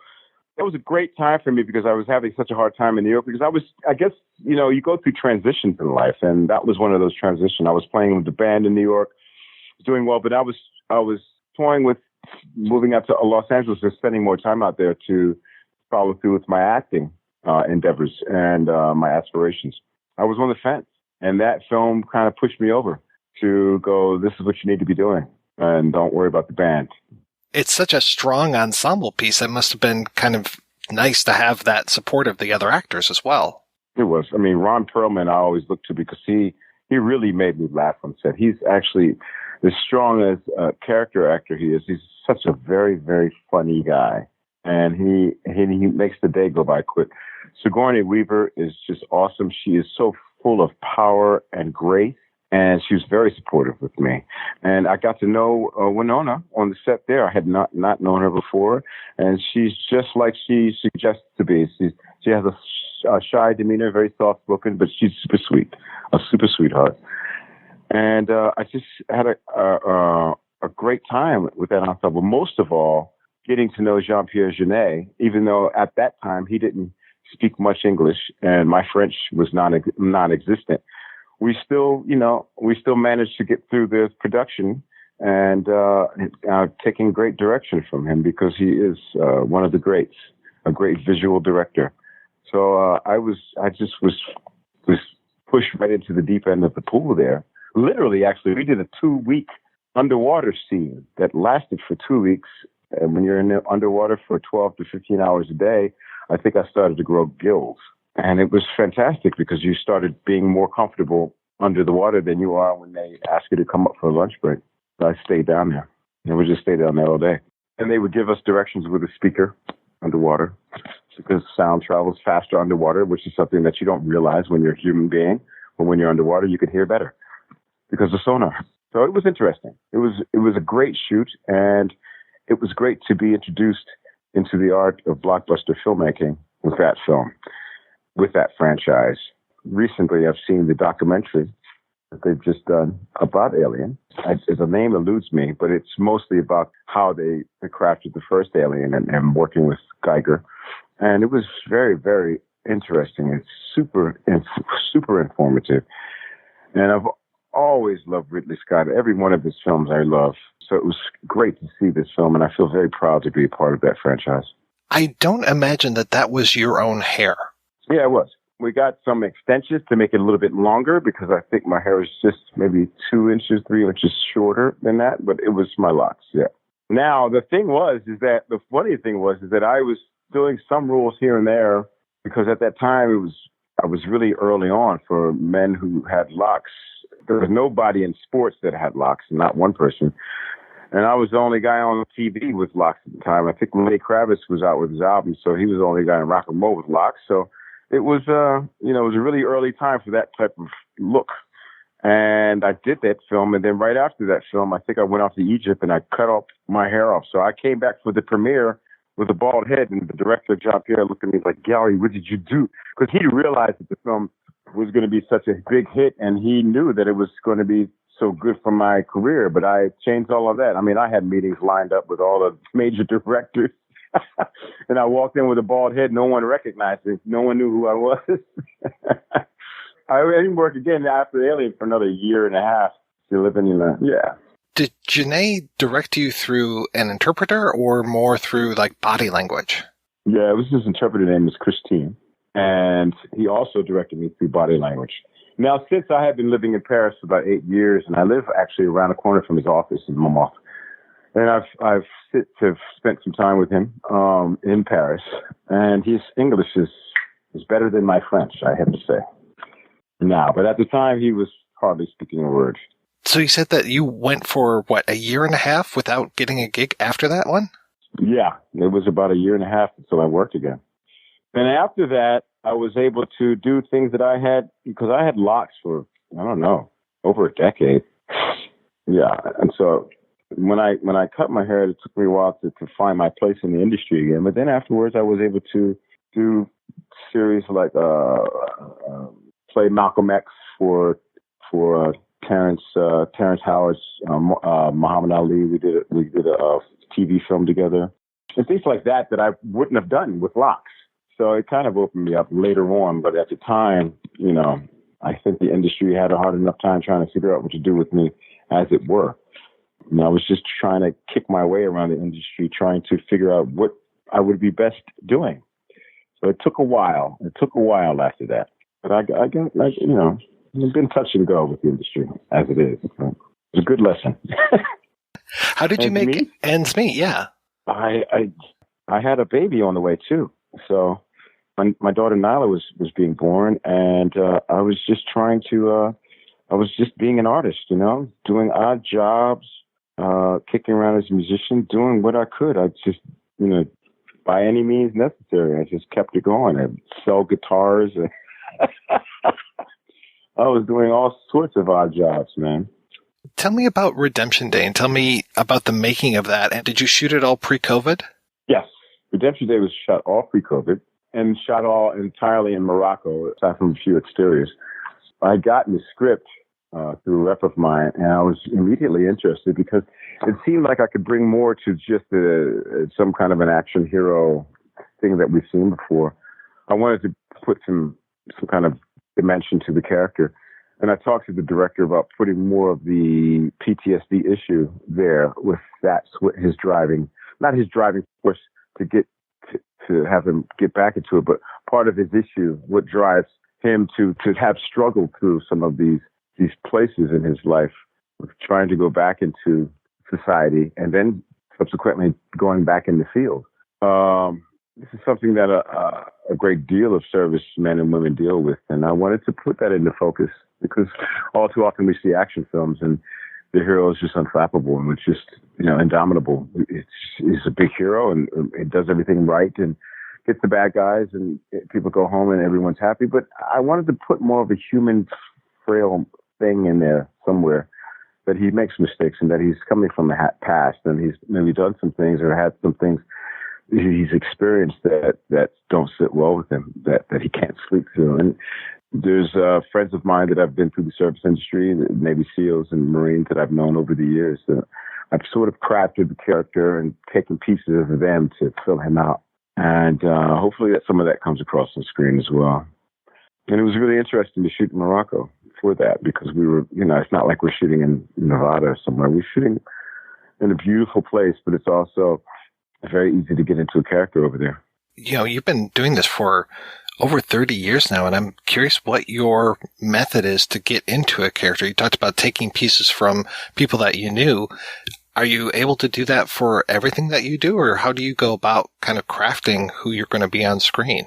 Mostly I could do that with a lot of the characters.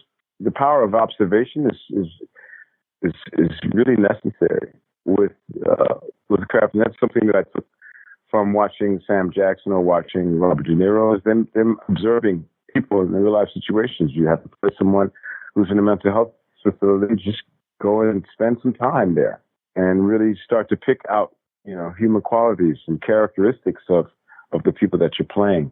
And that really helps craft the character. It transcends, it comes across on screen, I think, mostly. So I definitely do try to do that. I try to interview people as much as possible. I try to get as much physical activity in there.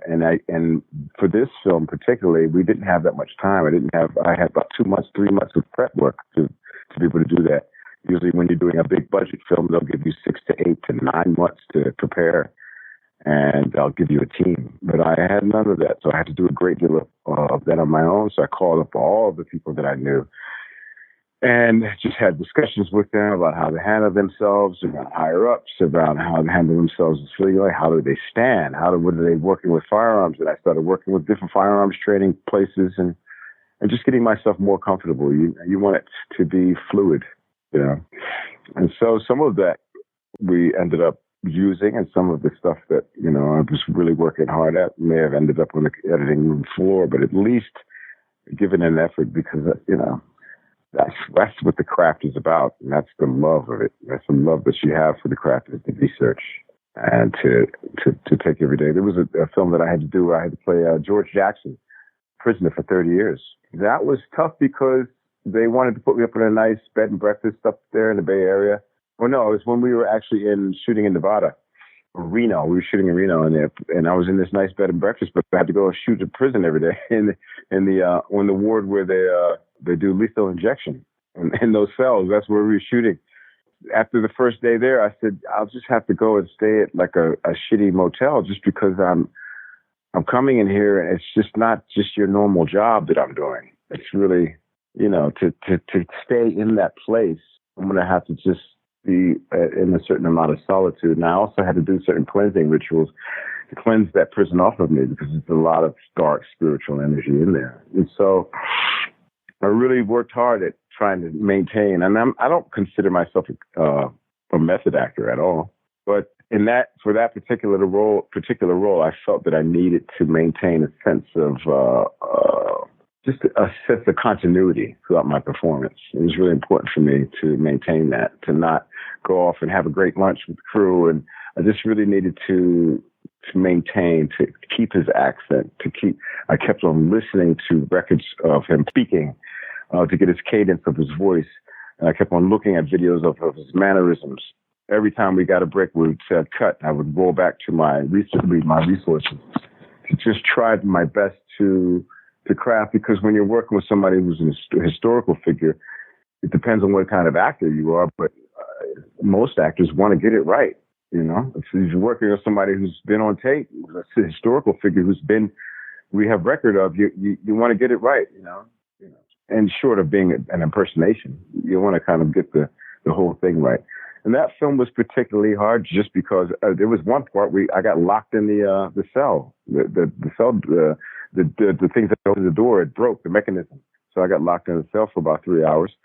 And the whole crew's freaking out, trying to get me out of there. But I was actually, by that time, I was content, because I had been in the cell for so long, and I had been working with his character and reading his books and doing all of these things. So I was already fluid with it, you know. I wasn't like, get out of here, I have to get my makeup done. You know, it was like, let's keep rolling and see what we come up with. And that's the kind of sets that I like, is the spontaneity and of director and a writer willing to bend the rules a little bit and bring something new. You never know what you can get. Go out and pick a handheld camera and shoot some other things. That's the kind of creation that I like. That's why I'm involved. That's why I like this, you know, this method of storytelling. It's because of those chances. I've got one slightly annoying question for you, but it came up while we were talking about Alien Resurrection on the show. Why didn't you just kick that alien off your boot? I think what Jean-Pierre Jeunet was going for was he had an effect in mind, and it changed because the budget wouldn't allow him to complete it. So we had switched to the aliens shooting acid in my eye, because when we were shooting another scene on another day, they were putting some smoke coming out of my gun. And when they were putting the smoke coming out of my gun, it's something that they spray into the barrel of the gun. And the guy was spraying it into the barrel of the gun and sprayed it right in my eye. And I just went down like a load of bricks. I just went down and I was just wriggling in pain on the floor. And he saw that. And that's when he decided to change the script to be me up in a ladder getting shot with acid in my eye. And that's sort of what I was just talking about as far as the spontaneity and the willingness to be in the moment.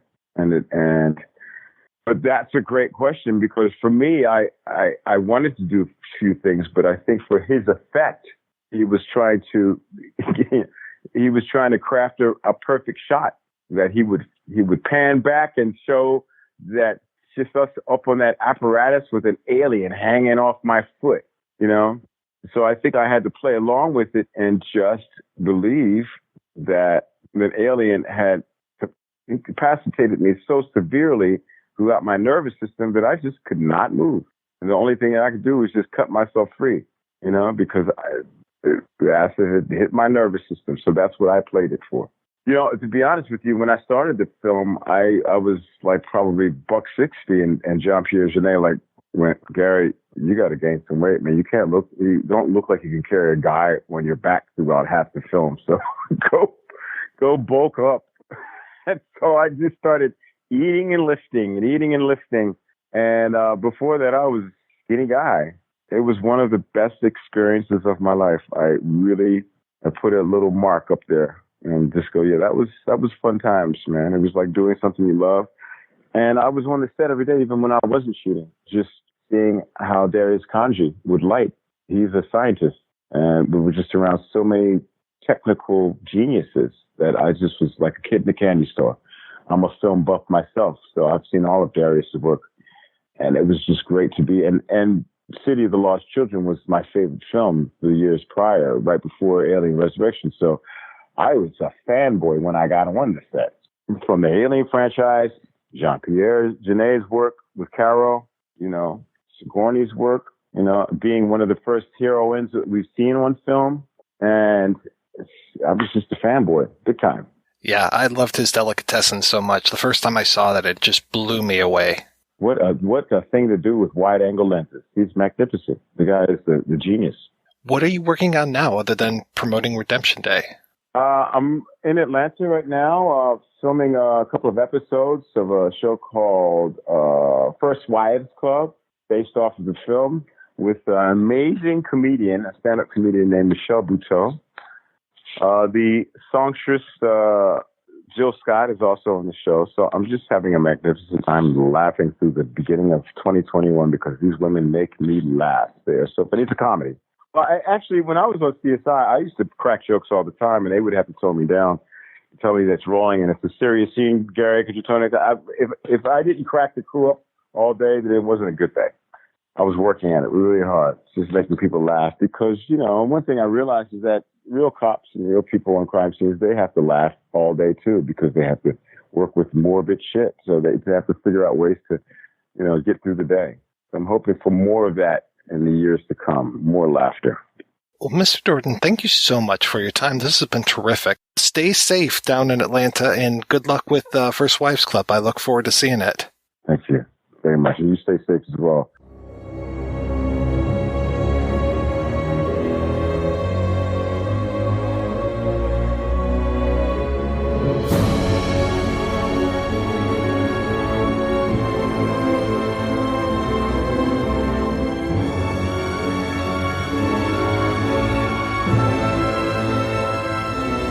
Up next, you're going to hear from Purvis, that is Mr. Leland Orser, who shares a little bit about his career and how it was working on Alien Resurrection. I have been a fan of your work since the first time I put a name to your face, and I think that was 7.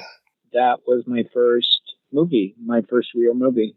It was an unusual thing. I think the role originally called for an older, overweight, like at the time I was considerably younger, you know, middle-aged guy. There was a casting director at the time who's still out there named Billy Hopkins, and he kind of championed me at that time. And he was doing all the big movies, and anything that came across his desk, he would bring me in for, whether it was right for it or not. And this was the most unusual ask that I got, you know, request to come in and audition for this thing. And I resisted big time at first. And then I was reassured that he felt that there was something there that I could do something with. So it was really kind of there's no way in the world this is ever going to happen approach to it. I did a screen test for it, and the screen test was sent to David Fincher, and it all happened pretty quickly after that. I was a maitre d' in a nightclub on the Sunset Strip at that time too. I was working as a Billy called me personally and told me the news, and I was actually not happy. I was disturbed. I thought, I don't really know if I want to do this. It was a great acting exercise in the screen test. I thought, do I want to be associated with that content and that act? And he reassured me. He said, I'm telling you, Leland, do this. Also quit your job as a maitre d' because your career has begun. And he said, this will be a marker for you, and things will change from here on out because of what you're going to do in this movie. He said that he had great confidence, and he had great confidence in me, and I'll forever be grateful to him for starting it, because it did start there. Did I read right that you studied acting in London? I did, at a little place called the Drama Studio. It had a sister school in Berkeley. It was a one-year program, which is what drew me to it. And we had all the same advisors and teachers from RADA and Central and the other academies and schools, conservatories in London, with some really extraordinary people teaching us speech and text, how to approach Shakespeare and text. And it was a great year of education. I learned a lot. When did you know that acting was the career choice for you? Career is an interesting word. I knew it was something for me and right for me right from the third grade, when I played Tiny Tim in A Christmas Carol at my school, and it just fit. It felt so totally right. It felt completely at home, and then I always did. I went to college, and I went to a small liberal arts college back east, and it wasn't a conservatory, and it really didn't have the strongest department for training somebody to have a career in the theater and in film and in entertainment. So like 2 years in, I realized I was in the wrong place, but I was also very interested in what else the school had to offer in the way of education. And I got interested in my education and academics for the first time in my life, a little late in the game. And so I changed my major, and when I finished, I had been now away from acting for 2 years, and from the world that I grew up in, that meant now it was time to go out into the world and get serious and get a real job, and that acting wasn't really a consideration. It wasn't really something that people who came from where I came from did. I had no family member who had ever done that and who would have shown a light of the way for me. You know, I used all the career counseling and all of that kind of stuff that a school offers you. And I actually landed an offer from a bank to do their training program for international banking. I can't fucking add or subtract to save my life. And, but I did really well in the interview. And, I very quickly realized that was the wrong thing, and found my way back and turned the offer down, went to New York City and got into some acting classes, surrounded myself with like-minded people, and realized that this was something not that I could do, but wanted to do and had to do, and really never looked back. When you got there and you're doing the acting classes, did you start working in like the theater, or what was your way of expressing yourself other than the classes? I did the classes, and I did those for a short period of time, and then I realized that I needed more than that, and that's when I applied to go to school. And I felt like I'd missed a lot of time, and I felt like I needed to catch up quickly, which is why I didn't apply to the standard 4-year programs, because I thought it'll all be over by that time, and I'm ready to go now. I know that I need to learn things about how to do this professionally. So I went to school in London, and then I came back, and the moment I got back, I started working in the theater, and I really worked in the theater a lot. I toured the whole Eastern Seaboard doing theater in all of the regional theaters on the East Coast, and that was formative and wonderful and incredible. When did you decide that you were going to make the break and go out to LA? I realized that there was only so far I could go and only so much I could do. I lived in a rent-controlled apartment on the Upper West Side, and I loved the theater. And the theater, I hope to always do the theater. I hope to go back to it, but I realized that I wasn't going to be able to do what I wanted to do in life with the living that I was making on a off-Broadway regional theater, salary. I also was drawn to the world of film and to television, and I was curious, and I was also confident that there was a place in it for me. So I just made the leap. I just got in my car with my cousin and drove across the country and ended up in LA, and got here and immediately started working in television and film, little film, mostly television. No. Yeah, you did a lot of TV work. I remember you in Cheers and X-Files, and then you did a couple episodes of Deep Space Nine, and then you've done so many different iterations of Star Trek since then. Yeah, including playing not an alien, not a creature, not a Romulan. I've actually played a real person in Star Trek as well.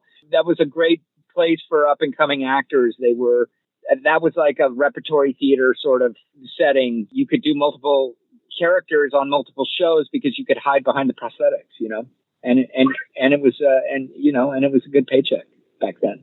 Going back to your role in Seven, your character's hysterical, and I'm so curious, how do you get to a place like that, and how do you maintain that, especially because I know that David Fincher's kind of notorious for multiple takes. How do you get in that headspace?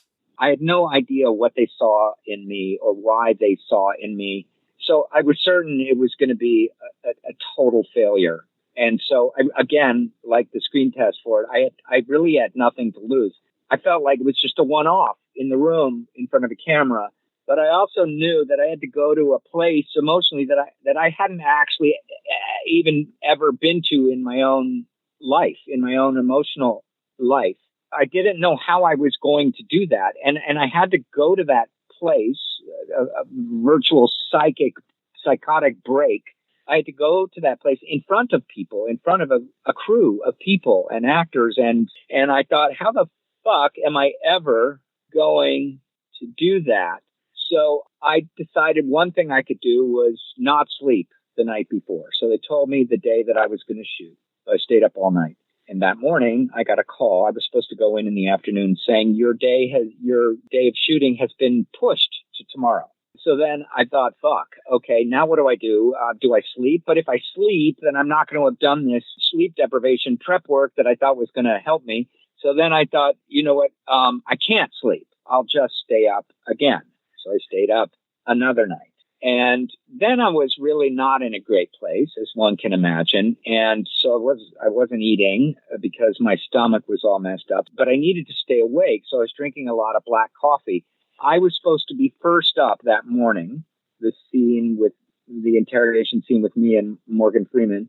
So I was drinking a lot of black coffee to keep me awake. And then they said to me, yeah, your scene has been pushed to the end of the day. So I had to sit on the steps of my trailer, because if I went inside, I would fall asleep. I wasn't really a smoker at the time, but I thought, that should help too, to kind of fuck things up. So I got a couple of packs of Marlboro Reds. So it was caffeine and Marlboro Reds, black coffee and Marlboro Reds. So by the time they brought me on set, I was in a state. And then, as you have correctly observed, there were many, many takes. And then, that's sort of where it ended up. But I would not advise that kind of preparation to anybody. I could have gotten there. I could have gotten there without all of that. I now know. Wow. Yeah, that seems like you could wreck your health by doing that. Oh, I did. And then once it was over and I came home that night, then I couldn't sleep. And, and having been through it, then, I was kind of a wreck for a few days, but I've since learned as an actor that you don't need to go to those extremes to get what it is that you need to get. Tough lesson learned. It's funny, the next thing I remember you being in was Escape from LA, but you had already done so many things just between Seven and Escape from LA. It seemed like that casting agent was right. It just seemed to like kickstart your career. You seemed to be working all the time after that. That's the way it kind of always was from that moment on. Escape from LA was opportunity of a lifetime to work with John Carpenter. And I've been really, really lucky in my career to work with these directors that I had read about and knew about and watched their work. John Carpenter is such a great guy. One thing I remember from that was my first fitting for my costume, and they had scheduled me and Peter Fonda at the same time by accident. So Peter Fonda and I were back to back in this tiny little wardrobe room, changing in and out of these costume choices that the costume designer had for us. His was a wetsuit. So that was pretty, his was a wetsuit. That was pretty simple, but that was kind of neat. He's a great guy. We shot in the Coliseum for a week. We did night shoots, and it was a lot of night shoots on that movie, I want to say. And maybe that was my very first introduction to extended night shoots, which are a very interesting element of making films.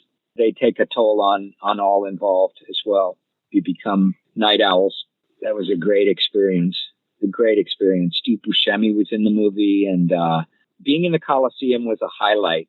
We had it all to ourselves. I remember just standing on the 50-yard line and just looking around and going, the things that happened in this place, and we have it to our own. It was pretty cool. The Olympics were there. What was it like working with Jean-Pierre Jeunet in Alien Resurrection? So Seven happened first, and then Alien Resurrection happened soon after that. The thing that I had in common with those two movies was the cinematographer, Darius Kanji. He shot both of those. And I had been, did you ever go to the Lemleys on Sunset? And, oh no, you're not here. You're back east. There's a independent movie house here called, it was the Lemleys. And then they call it the Sunset 5, I want to say. And now I don't even know what it's called. It's certainly not open. But it played all of the art house independent films. And it was, a favorite place to go to. And I remember sitting in the theater watching City of Lost Children and turning to whoever I was with and going, this is the kind of movie that I want to be in. This is the kind of filmmakers that I want to work with. And then, they gave Jean-Pierre, not Marc Caro, just Jean-Pierre did it by himself, Alien Resurrection. He eventually brought over like many of his French crew. So it was predominantly French crew ultimately. It didn't start out that way, but it became a French crew. And, what a visionary it was. They dug that pool on the Fox lot, like 15 feet into the ground, and took over an entire soundstage so we could shoot all that underwater stuff and the creatures, the face huggers, to have watched those movies and then to walk onto a soundstage and see all of that stuff, you really had to pinch yourself. And working with Sigourney was a total blessing, and Ron Perlman and Dominique Pignon, who had been one of the stars of Delicatessen and City of Lost Children. Subsequently, on the Taken movies, I worked in France with a French crew, and I was very used to their system and their rhythm and the way they work. And the French have got it down. What's so different between their film set and a U.S. film set? There's no lunch. I want to say that we got, picked up at our hotel at around 9:00. So you get a good night's sleep. You could stay out and party.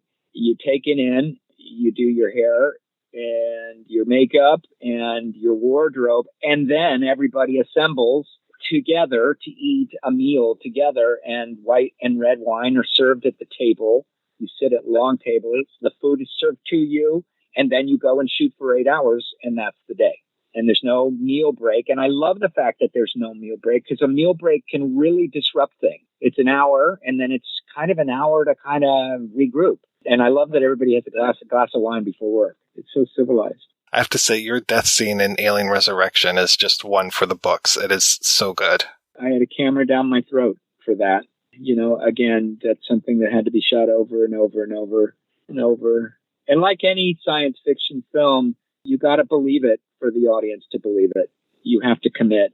I think that's what makes good science fiction really good, is that there's no question that the actors are believing and feeling everything that they are doing and experiencing. You can't go halfway just because you're dealing with a big latex creature. You got to go all the way. Even more than the camera going down your throat, the way that you kind of stumble walk over to the guy before you hold his head to you. I love the way that you carry your body in that scene. It's almost like that moment of superhuman strength that happens, the alien taking over the body, and the body no longer being, the body now being piloted by the alien. Let's just put that. The alien is taking over the helm. It's very cool. I loved working with all of those people. Loved those days. They were long, grueling days, but we had such a good time together. That's another one where it's just such an amazing cast that is put together. I mean, you listed off so many great people and just everybody in there from the smallest roles on. I mean, to have Brad Dourif just in that little tiny role, but it's Brad Dourif. I know. And when you go back and look at One Flew Over the Cuckoo's Nest, and I truly love the first two, Alien and Aliens. I think they're two of the greatest movies ever made. And I was a huge fan of David Fincher's version, which he took over midway through production. I know too much about it. I don't feel the same way about the one that I was in, but there's a lot about it visually I love. I'm very grateful to have been part of the series. The first two were fucking incredible. And a great deal of what happened in the third one and the concept of what happened in the third one, I loved as well. I think there's room for them to do more. You got to go back to the rough basics of the first. It created an outer space genre. I mean, it started something that everybody has copied and tried to replicate who have entered that genre. By the way, I loved Battlestar Galactica, just out of nowhere. I loved all 97 episodes of the second Battlestar Galactica. Is that a terrible thing to say? Fucking loved it.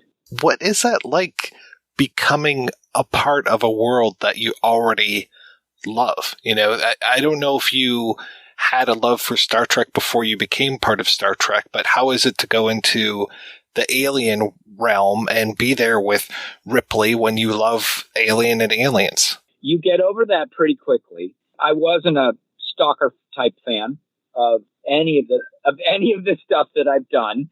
You get over it really quickly because you got to work. You got to go to work, and these people that you have seen and watched and enjoyed and are all human beings, all who want to create a good product, a good piece, and you are working with them, and so you have to do your job, and you have to do your job well.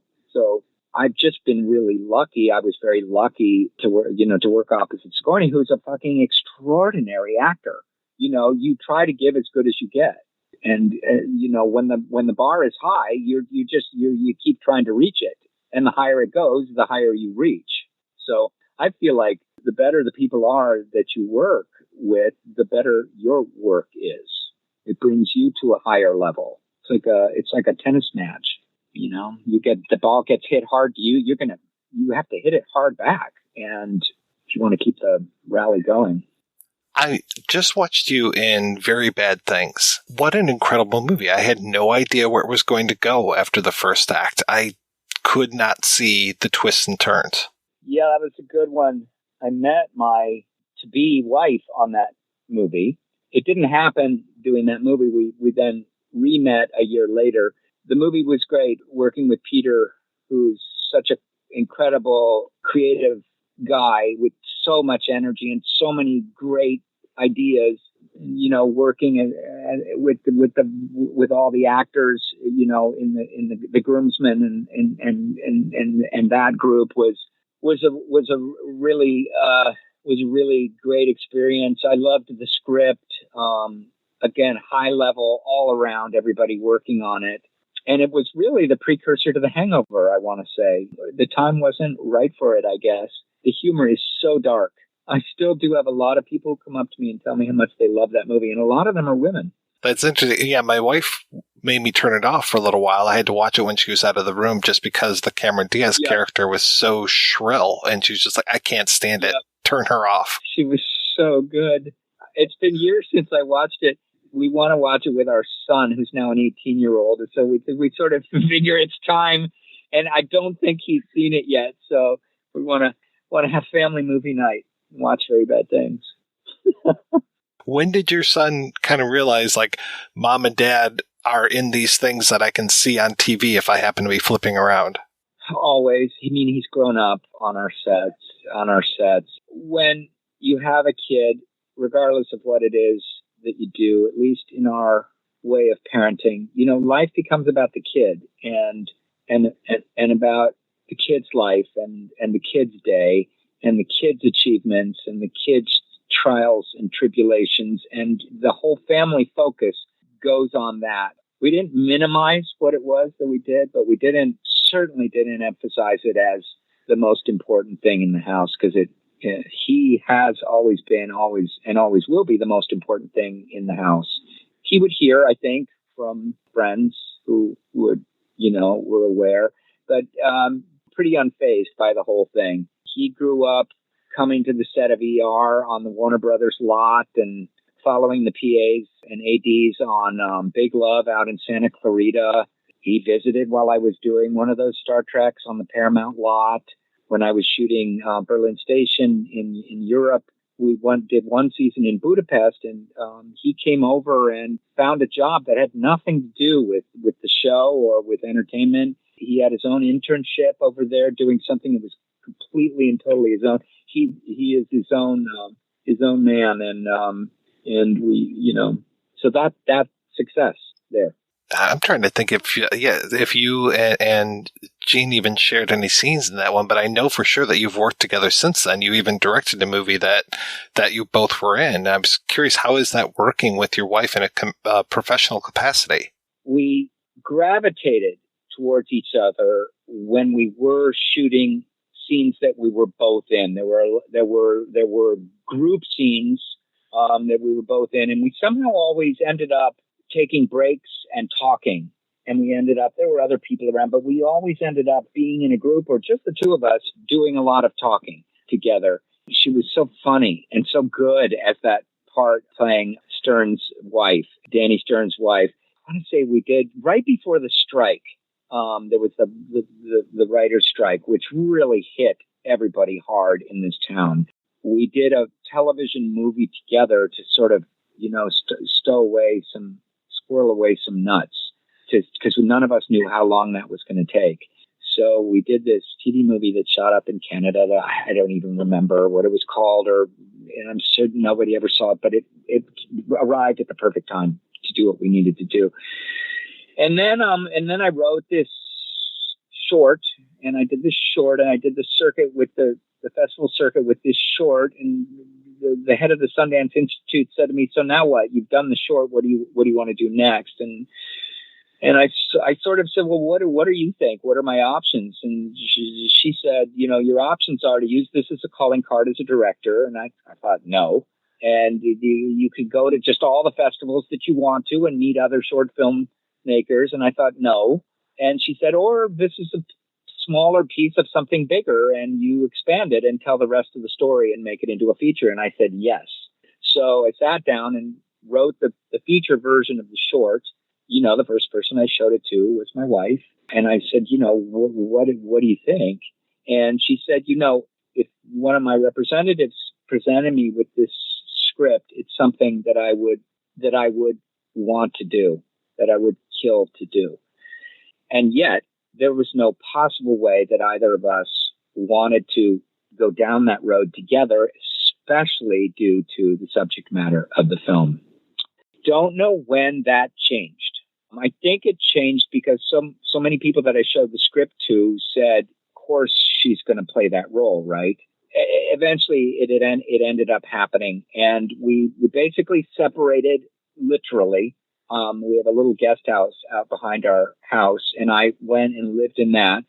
during the production of the film, we separated church and state, which was when we were shooting and when I was working, we were not together.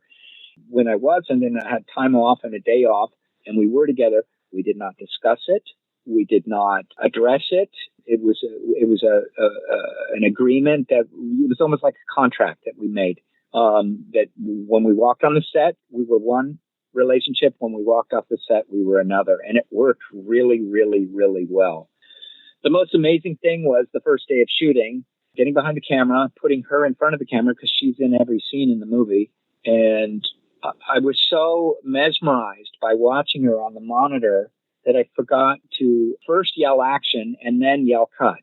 And then I realized just after that one first simple take that I was dealing with one of the most talented people that I'd ever met and that I'd ever worked with. And what an incredible realization after having been married to somebody, seen their work, known them and loved them, to like go to this next level where I was an appreciator now of what she was doing. And then she in turn appreciated how I had written and how I was directing. And so we ended up working together really, really well. And we're able to take each other to higher levels than either of us had anticipated in the first place. She's so fucking beautiful in that movie. It was great. It actually took our marriage to an even better place than it was already at. It was a really dangerous move. It could have backfired easily, and it didn't. So, but it's a tough film. It's a tough film to watch. It's a very difficult subject and a difficult film to watch. I wouldn't watch it. If it came up on my Netflix feed, I would not watch it. We had dinner one time with Blake Edwards and Julie Andrews, just the four of us. My wife was doing a movie with Julie Andrews, and we ended up, the four of us. We thought there were going to be a ton of people, and we walked into this restaurant. There was nobody else there, and it was just the two of them. And I was just like, are you fucking kidding me? What am I going to say? How am I going to? He completely put me at ease. We had a wonderful evening, great conversation, and he asked me if I wrote. And I said, I only write in journals and, for fun. And he said, but have you ever considered writing? Because you sound to me, you speak in like a writer. And I said, I haven't been trained. I never studied it. And he said, you don't need to. And I said, well, what do you mean and how did you become a writer? And basically, what is your process? And he said to me, he said, I go to the quietest place. He had a place that he would go to. He said, I get my, whatever it is I'm going to be writing with, and set it out. And he said, and I get very, very quiet and I sit and I wait and I wait and I wait and I wait and I wait for the story to tell itself to me. I wait for something to speak to me. And he said, he compared it to like a bird sitting on his shoulder and singing into his ear. I thought, oh. And that conversation absolutely led me to make the short and the feature of Mourning that I ended up doing. That exchange gave me the courage to try, to listen. Have you listened since then? Have you just tried to do that again? An interesting question. In the 11th year of isolation in the pandemic, it's been 8 months. My questions are these: what do we want to watch? What do we want to see? What stories do people want to be told? I have something. I've shown it to a couple of friends. I have confidence in it, in the story itself, and in the telling of it. It's very, very different from what I did the first time out. But my question is: does anybody want to hear this story? Does anybody want to see this story told? So I'm kind of fumbling around with that, because the moment that you take the step towards, okay, I'm doing this, that's an investment of years. I don't want to make that investment casually. I don't want to take that step, So I have to just figure out if this is the story that I wanted, that I feel people want to be told. I don't want to tell a story that nobody wants to hear. And what do I watch? What am I interested in seeing now? And we're so totally blindsided and traumatized by this period of time that we're all experiencing. What do we want to see during this time? What do we, or am I writing a story for when this time is all over and everything is back to normal? Or will everything ever be back to normal? What do I personally go to? What do I personally click on and sit with for 90 minutes, 2 hours, 3 hours? You know, we're watching Ken Burns's series on country music. That's fantastic. We watched the documentary about my teacher, the octopus, on Netflix, about the guy who befriends an octopus in the reefs in South Africa, I think it is. Incredible. Fabulous. So I don't know. Have you been able to do much during this time? I worked straight for a number of years in Europe, and I was away from home for a long time and came back, and both of us work, and it was my turn to stay at home, and our son was finishing up high school and applying to colleges, and we've never both been away at the same time. So I stayed, and we, finished up high school and got him into school, and then coronavirus arrived. It's been a big, fat, long stretch since I've been out there, and I have not worked on a set now with all the COVID protocol and restrictions, but I hear it's hardcore.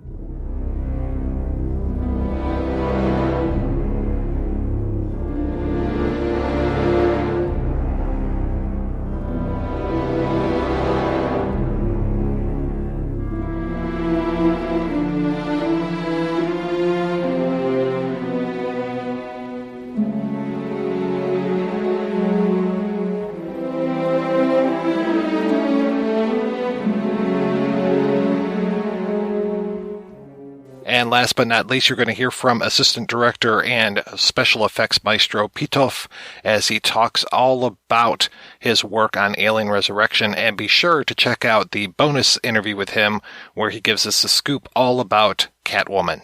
You've been working in the business for quite a while. I mean, well before Alien Resurrection, you had been doing a lot of stuff. Yeah, I'm a veteran. Sort of. Yeah, really. I started in the mid-70s. So, a long time ago, in 1976. What got you into the business? I've always been dreaming to be a director since I'm a kid. When I was a kid, I really started doing photography and art, because it was easy at that time. So I had my black and white lab in the basement, and that's where I really started to be attracted by images. Of course, I was watching movies on TV, in theaters, especially in Paris. I grew up in Paris, and in Paris you have like so many theaters, like almost like we have almost not almost. We have a lot of bars and we have a lot of theaters. Now it's different, but back then we had a lot of theaters. So it was really easy to watch movies and to be a geek movie goer. So that's what I was. And in the meantime, I was like doing photography, but I was not like in like a Super 8, and I have a bunch of friends who were like making movies in Super 8, but I thought it was silly. I was not in that world. I prefer doing like a still photos.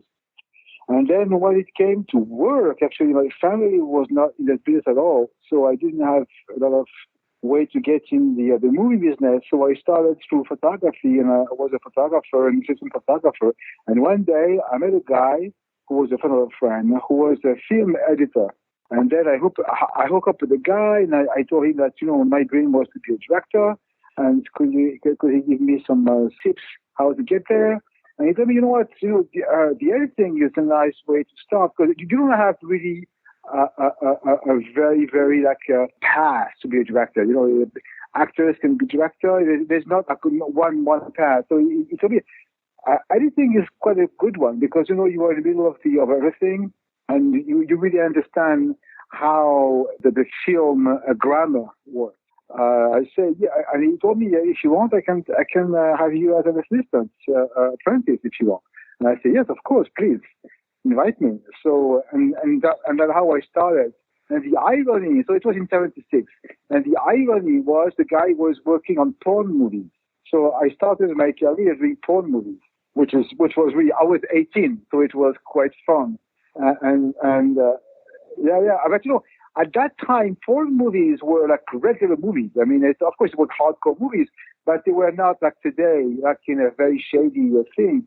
I mean, at that time, you had like two categories. You have action movies and porn movies. The only difference is in one you were fighting and the other you were fucking. That was mostly the difference. And so they were serious movies like with production and everything. So I did that for 5-6 years, and I made a bunch of movies. And I was lucky enough to go from editing to assistant director. And it became sort of like a university because, it was like a small crew. And so I could really try to learn every step in everywhere. So I've been, been an electrician, a grip, a focus puller, cameraman, DP. I had the opportunity to really experience every single work position in the movie industry. As well in post-production, I did dubbing, I did music editing, I did film editing. And at that time, it was of course, we were cutting films. So I really learned from the ground.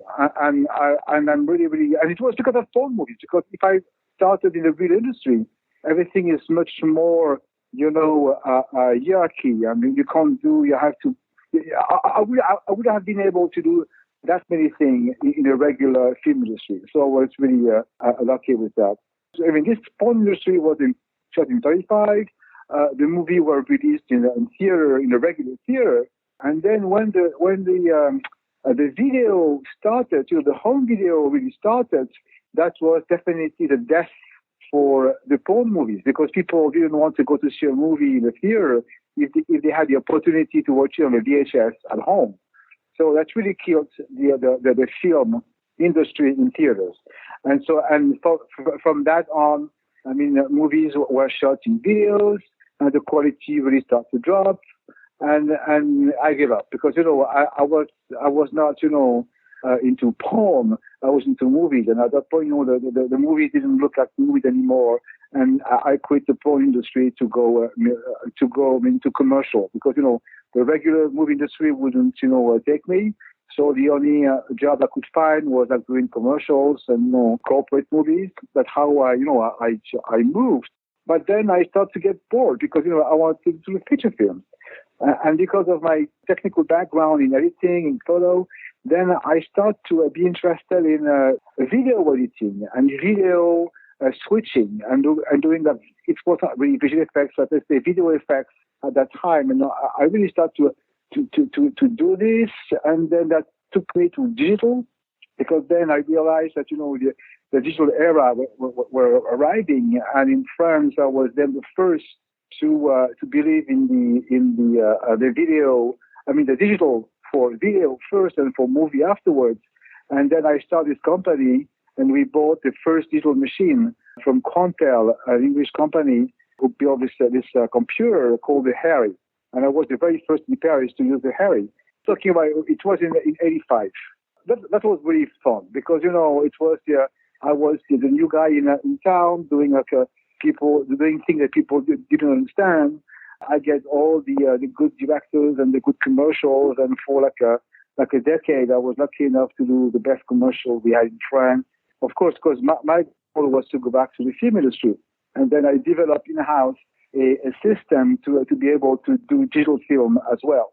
So same thing, we did the first digital visual effects shots for a feature film, and at that time it was Delicatessen from Goro and Jeunet. And then that was really the beginning for me to get back into the movie industry and do visual effects for the movie industry.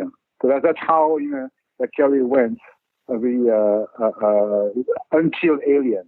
And then because I worked with Jean-Pierre Jeunet on commercials on his movies, I did the visual effects for Delicatessen, of course, and then the City of Lost Children. And then Jean-Pierre get hired by Fox because of the City of Lost Children for Alien. And then Fox asked Jean-Pierre to bring his crew because they really loved the way he did the City of Lost Children. And Fox said, okay, bring your guys. I mean, bring your DP, bring your effects guy, bring your editor, and that's how we all landed, the French, the French bad boys and girls. That's how we landed in Los Angeles like 25 years ago. That was fun. I can't imagine you doing digital effects in the early 90s and in the 80s. I mean, it must have been a real challenge to even get the equipment to work and God, the file sizes must have been huge back then. Oh, yeah. I mean, so the equipment, was very limited because, the only computer at that time was a Silicon Graphics that was very expensive computers. And then you have to write your own program because, there's no program on the market. So I designed the first, for us, I've done the design of the software for compositing for, the City of Lost Children. And so we had our own R&D department in-house in order to build the tools we needed. And it was amazing because in the meantime, we have also like a motion control rig for the shooting. And what we tried to do actually was to be the French little ILM. That was the goal for us. Of course, our like a leading star was ILM. And so we wanted to, not to copy, but, to be inspired by what they were doing and how they were working. So, and then that's how we decided, okay, we need to be able to deal with the two ends. The shooting and the post-production. That's how we invested in a motion control rig, to be able to do visual effects really per se. Because like you said, at that time it was very rudimentary and very basic, and you have to almost reinvent the wheel on every shot because you have to try to be the most creative possible and give some liberty to the director. But not too much because, of course, you have to make sure that at the end you got the shot. So it's very interesting. And everything started to change when the first tracking software appeared. To be able to track without motion control and to be able to not be dealing with lock-off camera and all that, that was a very, very big, huge turn. And the first movie I did that was on Luc Besson's movie, Joan of Arc. And the challenge I gave myself to Luc Besson because Luc Besson wanted to work with me. But, Luc Besson likes to do whatever he wants and you don't like to have restraint and all that kind of thing. And when he started to talk to me about matte painting and, the fact that, he didn't want to be like on block-off cameras and he wanted to have some liberties. And I said to Luc, yeah, okay, go, do whatever you want. And he told me, are you sure? Yes. Okay, and I think, okay, you know what? He was doing like rehearsing and scouting, and he said, you know what? Take a camera, do a handheld shot of whatever you want, and I'll put the matte paint, and I will send me the film, and within a week we'll put a matte painting on the shot, and we'll send it back to you in 35, so you can really see the quality on the thing. That's what we did. And a week after that, he received the print with my painting on his handheld shot. And then he was convinced, okay, that's okay, you can do it. That's how I did Joan of Arc. It was very high speed. Because of that, of really the computer, taking over everything, that was a very game changer. And now, I mean, every iPhone or whatever, software on internet has motion tracking, which was at that time. And I'm talking about I think it was 97, 98 or something. It was a revolution. So it was like 22 years ago. An iPhone can do it. Track is something that is so easy. But that's the way it is. Tell me about that experience of working with Jeunet and Caro, especially on City of Lost Children, and then what it was like to just work with Jeunet on Alien Resurrection. Yeah, so it was very special because Jean-Pierre, Caro and Jeunet were both my best friends, and especially Marc Caro. Marc Caro had been my witness on my wedding, so it was like a really small family. So we were very close together, close tight. Yeah, working was very easy. I mean, easy. Humanly speaking, very easy because, we're very close, but very hard. I won't say hard because the thing with Caro and Jeunet is they have a very, very, very precise idea of what they want. The City of Lost Children, Marc Caro did the storyboard of every fucking shot. everything was storyboarded. And while Jean-Pierre was, even when Jean-Pierre and Caro, Jeunet and Caro were writing the script, so they are really exchanging with them what was possible, was not possible. So I was really part of the process from the writing, so which was like an amazing chance for me. And, during the shooting, of course, I was like on the set every day. We had the shot, and then during the editing as well. So I was working closely with the editor to make sure that everything was fine with the visual effects. Shot, everything was very close, very, very, very close. And because we have this really friendship relationship, that makes things very easy. But easy, but scary because they're your friends. So you don't want to deceive them. You want to give them the best. It's the opposite. You can think it can be two ways. Because it's your friend, you can say to your friend, "Oh, it's okay. We do try to limit things." Or you can go the other way around. I mean, because it's your friend, there's no place for fuck up, and you want to give them better than you even expect. And I was more into that world to give to Caro and Jeunet, what they expected or maybe better, if it's possible. And they were very confident. I mean, they never had any doubt on anything concerning the work we did. And they were really like, if they felt they could push us, they would push us. And if they felt that, that they are happy with what they have, then it was okay, I'm good. So go to the next shot. But, but we were always, both of us, looking to do the best and to push the boundaries, to go, as far as we can go. That was the, and so, and the very difference between Alien and the City of Lost Children is Marc Caro, because Marc Caro, on the City of Lost Children, Marc Caro and Jean-Pierre and Jeunet worked really very closely together. Caro was a designer and Jeunet was a director. So a director, meaning he was, on the set, he was talking to the DP, talking to the actors, where Caro was really dealing with the visual aspect, with the production designer, with the costume designer. So they really split the work like that. So it was like to have like a monster with two heads. but they were always, in sync.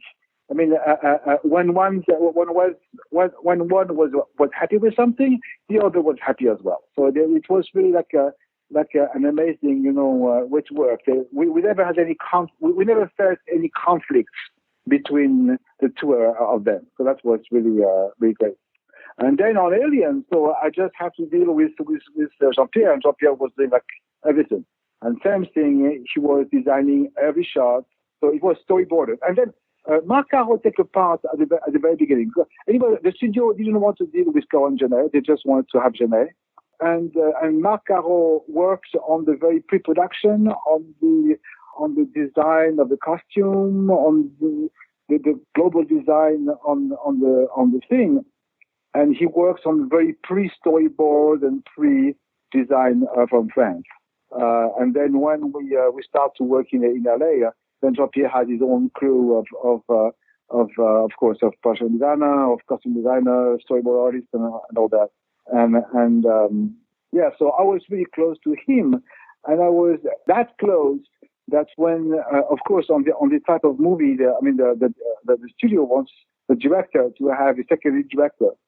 And Jean-Pierre said, no, I don't want a secondary director. I don't need a secondary director.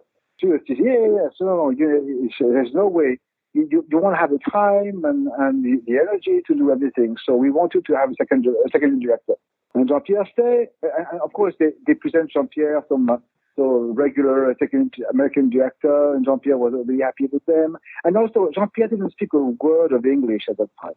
So that's complicated. Not one word. Besides yes, goodbye, and no. So he had that was a performance. And he had a interpreter who was like translating, in real time, back and forth. So that was really a performance. And so Jean-Pierre didn't want to deal with an English-speaking secondary director. And so he said to the studio, you know what, on City of Our Children, that's Pitof were my secondary director. And that's true. I mean, on on all the shots that were just visual effects, I was directing the second unit, the Pitof children. But it was a small second unit. And Jean-Pierre said, okay, I really would love to have Pitof doing it. And the studio said, oh, well, not very sure. And they said, okay, we can test him. And so they gave me one night to do some alien close-ups. And it was when they were in the elevator scene, when Ron Perlman was shooting the alien, who was like on a ladder down a few meters down. And my first assignment was to do some close-ups on Alien with the bullets and all that stuff. We spent the night with my second unit, and the day after, when the studio looked at the shot, they loved it, and they told me you are hired. So I was hired as well as the second. So I was the visual effects supervisor, and then I had a second hat being the second director. And that was such a blessing. Yeah, and Jean-Pierre was very happy with that because, we didn't even have to speak because it was Jean-Pierre. I knew exactly what he wanted. And so I've been part of every pre-production process. And I knew the storyboard by heart, and I knew exactly what Jean-Pierre would like. And so I knew how to shoot like Jean-Pierre would have shot. So that was Jean-Pierre making me very comfortable. And then at the end, I shot, I wouldn't say half, but, pretty much like almost half of the shots in Alien are shots I shot. Because, I've shot all the shots without a leading actor. Of course, sometimes it was the reverse angles, and sometimes, the whole scene. So, for example, the scene when the queen is giving birth to the newborn. I mean, I shot the whole scene. There's just a few close-ups of Sigourney, and so of course Jean-Pierre went on set to shoot Sigourney, but all the rest it was me on my own with the puppeteers and with the planes and all that stuff. So to me it was incredible. It was like a blessing because I had the whole thing with 80 people on set just for me, and Jackson, all these guys. It was something. And there's the other scene because Dominique Pinon, because I knew Pinon from France. And Jean-Pierre, when the scene where Dominique Pinon is in the corridor and with an alien on top of him and he's shooting him, Jean-Pierre told me, because I don't think we were late or something, but it was convenient for Jean-Pierre for me to direct the scene. So he told me, okay, you know Pinon, okay, do the scene. So yeah, there's a few scenes like that I have entirely directed, and plus all the action stuff and so. So at the end, my participation was big, and I like that. Were you splitting your time between doing the directing and doing visual effects at that point, or did the effects come after that? No. I was splitting my time doing, everything at the same time because, every doing the visual effects, and also I had three visual effects crew. I have one on set. I had one who is doing the miniature. Because we have all the spaceship was miniature, and we had 2 motion control rigs to do the miniature, and I had a third small unit to do what we call the blood and guts, all the little explosion and blood and stuff. So I was really dealing with. There's one unit that I didn't really deal with that with. That was the miniature, because I had my co-supervisor Henry, who was really focusing on the miniature. So I was going back and forth sometimes, but Eric Henry was working full time on the miniature. So it was his thing. But as a visual supervisor, then I was, interacting with all the layers, because the miniature was shot more motion control, and we shot, like sometimes 10 or 15 passes per shot, to get all the beauty shot, the rim light, the smoke, all the different elements we were compositing later on in the computer. My life was pretty busy at that time. Very busy. Yeah, because every day we shot like for 12 hours, and then after that we had to see the editing and the dailies. So we had very long days. It must have been a challenge to recreate that intricate the Giger designs were in a computer, and then also when you're shooting live action stuff, it must have been difficult to shoot that because the creatures are so shiny and always need to be lit in such a way to emphasize that kind of insect-like husk that they have. That was really the thing with Darius Khondji and his technique, which was brilliant, was to bring a lot of neon lights. So every time we shot the alien, so the alien was covered with slime to make the texture of the alien very, very shiny, but was very irregular, because it was not like a mirror, but it was more like it was a texture. It was reflecting with slime, So we put a lot of slime on the alien. So, and the set was like, he had like hundreds, maybe not 100, but at least 50 neon lights, neon tubes that were everywhere on the set. So whatever the alien was doing, he was always catching some reflections and some light on them. That was his technique for aliens, and it works like wonderful. It's the way the aliens look like in this movie are incredible. The baby alien is just remarkable that it can be so horrifying and sympathetic at the same time. At the beginning, when we were in pre-production, we decided that all the aliens that we don't see the feet are practical, and as soon as we see the alien full body, then it's a CG, because it's impossible to read practically. So that was the thing. But the design of the newborn took forever. The studio finally signed up the design very late in the process, and it was the shooting, the first principle photography have just started when they finally were okay with the newborn design. So at that point, it was too late to have the newborn ready for the Blue Sky studio who were doing the visual effects for the 3D alien. It was too late for them to model the alien and stuff. So there's no way that the newborn would have any digital double. So we had to deal with this guy and do it practically, just some erase the rod and everything. So, but it has to be digital. And so, and Jean-Pierre wanted to put the focus then on his expression.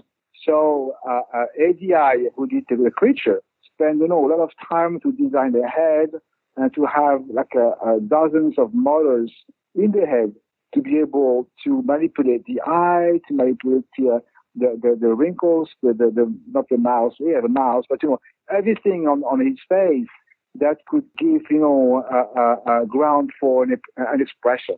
So that was the bigger challenge, was to make this creature with emotion. And also it was, the fact that, this creature is hybrid. It's a mix between a human and an alien. And what an alien doesn't show is expression.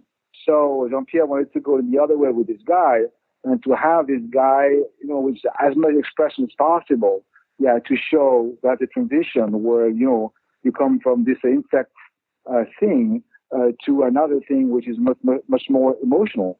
And that, actually, it was pretty great, because you really feel that you feel sorry for him, or you feel like empathy. You feel something. Where the alien, with the regular alien, you're just fucking scared when they look at you.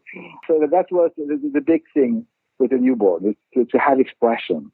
What were some of the biggest challenges that you had making the movie? Because it sounds like there are a lot of things that you have to overcome while you're solving all these problems. Yeah, the big thing was the underwater sea. That was the first big chunk of work we started with. And we shot this scene before Christmas, and with Jean-Pierre, we always say, okay, if we shoot the scene, and if we can show the studio something they're happy with, we will end up the movie. Otherwise, they will fire us after Christmas. So that was the thing. So really, and we put everything we had there to shoot this scene. And then during Christmas, Jean-Pierre wanted to have an editing of the scene with music, sound, and everything to show to the studio almost as a Christmas present. And then the scene was, amazing. So the studio was very happy, and then we haven't been fired. So that's what the good thing. The challenge was first to find a place to shoot the thing. So we start to look around in town if we have tanks, and so we could do it. And at the end, we couldn't find a tank that would work for us. So Fox, the studio, then decided to dig a tank in one of the sets. So one of the sets we had. Then they really did an amazing, incredible work to dig a tank and to do whatever you have to do, installing water and all that stuff to make it work practically. So that was the big challenge. And then after that, the shooting was a challenge because you have to deal with the actors on the water, and they should have to be beautiful. So Darius was putting milk in the water, so he was dosing milk to get this murkiness of the water and just depth. So and to shoot, with the light, to be able to direct the actors with the underwater speakers and all the safety stuff. It was really something. It was, and personally, I've never done before anything on the water, and Jean-Pierre, neither Jean-Pierre. So it was really like we had to learn fast how to deal with and to understand what we could do, what was possible, what was not possible, and how to be safe, because of course you want to be safe and get everything you want. Yeah, I guess it was the most challenging part because, it's a lot of unknown with the water. And the rest, everything was a challenge whatsoever. Because same thing, we wanted to give the maximum, to push the boundaries and to think out of the box. And where sometimes, us as French, it was hard because, the studio, especially when you have a film crew, a studio film crew, they don't want to think out of the box. They want to be to do the way it has to be done, and so on, and the procedures and stuff. So, and sometimes Jean-Pierre was pushing the envelope and forcing people to do stuff, and every time he couldn't do it. And there's one example, and that Jean-Pierre always talk about this one. One day, Jean-Pierre, so we just finished the shot, and he wanted just to tighten, to do a different version of the same shot, but just to be a little higher and do a quick shot. And then Jean-Pierre said to the camera operator, "Could you please come on the ladder, like we do in France? Hey guys, you just climb the ladder, take the camera handheld, and shoot the fucking thing. It will take 5 minutes." And the camera operator said, "Yeah, of course, no problem." So he called the grape to bring a ladder, and the guy brought the ladder, and then another grape came and brought another box, and the third grape came with nails, another one, and at the end, it took half an hour to rig the fucking ladder, because safety first. It will take 1 minute. No worries. No, boss. Okay, but I'm on his boss. And Jean-Pierre started to be really crazy. Hey guys, I just wanted to shoot the fucking thing. It takes 5 seconds, and then it took half an hour. And Jean-Pierre was so pissed because I've lost a shot. This wanted goodies, and now the next shot I've lost half an hour of my next shot.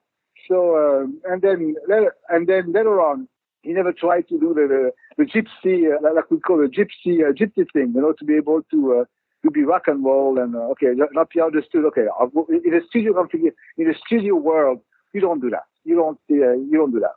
Yeah, I could do it in the second unit because we had a smaller crew, and I could, and that's the purpose of the second unit to be you don't have the main cast. So you can do more like gypsy rock and roll stuff, but first unit, no fucking way. So that was a lesson. That was a lesson for all of us. I know that you said Jean-Pierre couldn't really speak English, but he had a translator. Was there a language barrier, though, between you and the people that you're working with, or him and the actors? No. That was fantastic because, never. And actually, and the first filming Jean-Pierre did with the studio, he came, so he was really picky on the interpreter.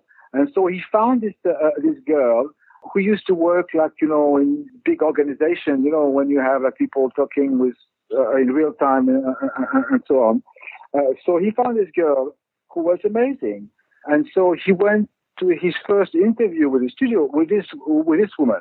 And everything went so flawless. Then the studio then was comfortable because they saw that the communication went back and forth in the meeting very easily. So because of that, then Jean-Pierre got the job.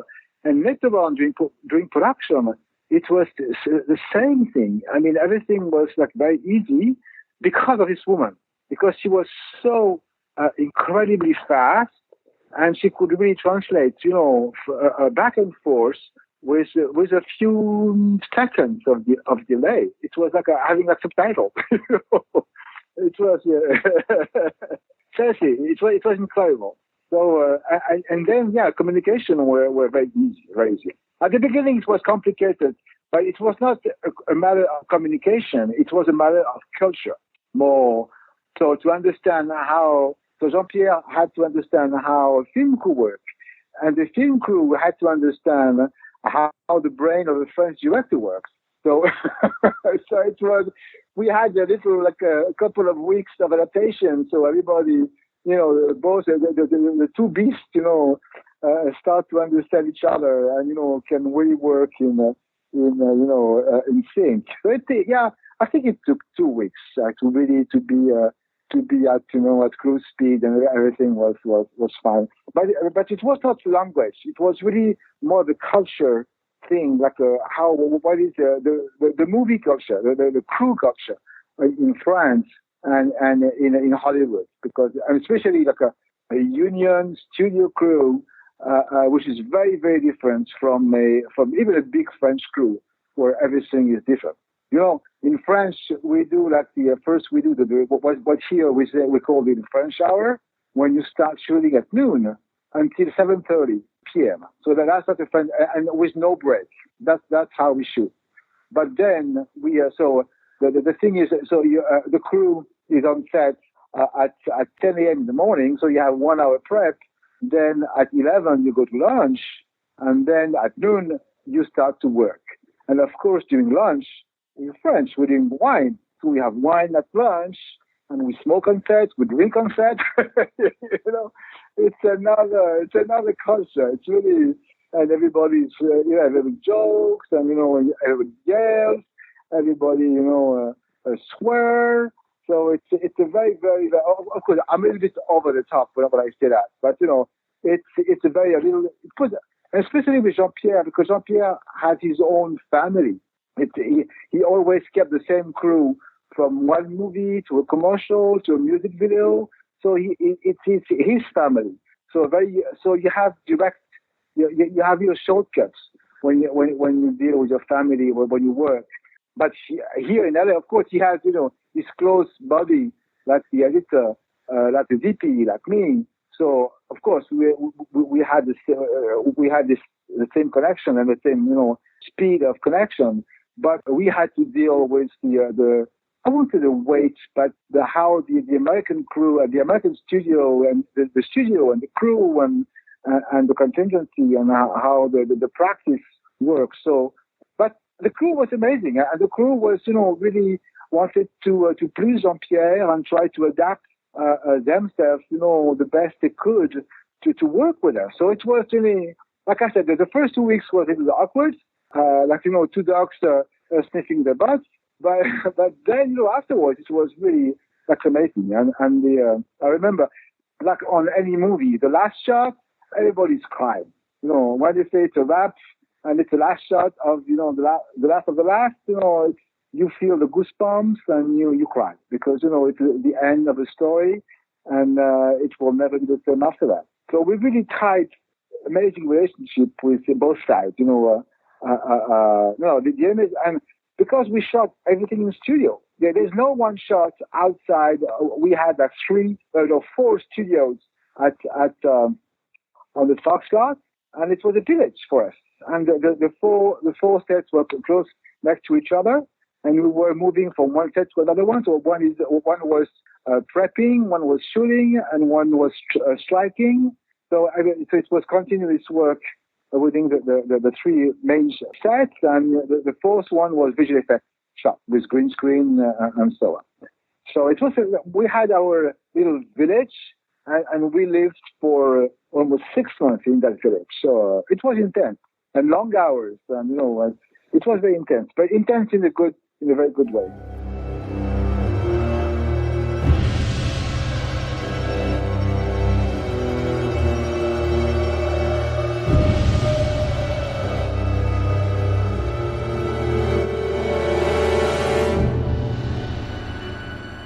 All right, we are back, and we're talking about Alien Resurrection. And by the way, just so you know, that was the first half of the interview with Pitof. The second half will be available as a separate special. Be sure to check it out, because if you are as fascinated with the Catwoman debacle as I am, you're going to definitely love hearing Pitof just give us all the tea. Poor Pitof. Poor Pitof. One of my favorite parts in the commentary is when in Alien Resurrection is when they're talking about the brandy that's in that little cube, and then the guy uses the laser to melt it. I think it's one of my favorites because it's very, very fucking stupid. I do have to ask, why they would transport a little cube of jelly as opposed to a container of liquid. He goes, but it was still kind of a fun thing to do. But it's just like, the other guy's like, I don't know why you would transport brandy that way, but okay. Because it's the future. Apparently they were supposed to have another insect in the movie, and there's going to be a mosquito that bites Ripley and then it explodes because of the acid blood. I like it. But they figured out how much it would cost to do that effect, and they said, we're not going to do that. But they kept in the part where Johnner shoots the spider after... Right. After everything else he's got. I just wonder how that spider ended up on there. Apparently he's supposed to be deathly afraid of insects. Like, that was one of the things that was in the novelization that didn't ever come through anyplace else. But when he sees that spider, I was like, oh, that's like the last little remnant of that, apparently. I have to tell the story, and I think I told you this story, Mike. I have to tell you the story of Michael Wincott, because I tried to get an interview with Michael Wincott. Big fan of Michael Wincott. Love Michael Wincott. The Crow, Count of Monte Cristo. I mean, anything that he's in, I love his performance. Robin Hood, Prince of Thieves. So I email his person, and his person writes back and says, "Hi, Mr. White. As you might be aware, Mr. Wincott is not inclined to give interviews. Regarding the movie you mentioned, which is Alien Resurrection, I can only assure you that he believes any of the alien derivatives following Ridley's original are inferior. Best, Edith Grove, Botany Hill Productions." Wow. So I wrote back and I said, okay, that's cool. One of these days I would love to talk to him about something maybe he did enjoy doing. And so she writes back and says, "Some enjoyable things to talk about. Seven Beauties, Amarcord, The Loneliness of the Long Distance Runner, Death in Venice, Last Tango in Paris, Silent Light, Taxi Driver, Dogtooth, The Conformist, La Cleese, Dr. Strangelove, The Hustler, Irreversible, Network, City Lights, Greed, Mulholland Drive, Le Mépris, Day of the Locust, They Shoot Horses, Don't They, Bicycle Thieves, 8.5, The Mirror. Thanks for your admiration." Wait a minute. Just like, was he in those films? No, he wasn't in those. Just checking. Yeah. So I wrote back and I said, yeah, those are all great movies. And we had a blast talking about Mulholland Drive and They Shoot Horses, Don't They? And I included the episodes. And then she writes back again, "Just out of curiosity, why, if that caliber of film engages you, would you presume Mr. Wincott might be at all enthused about a vastly inferior one?" Wow.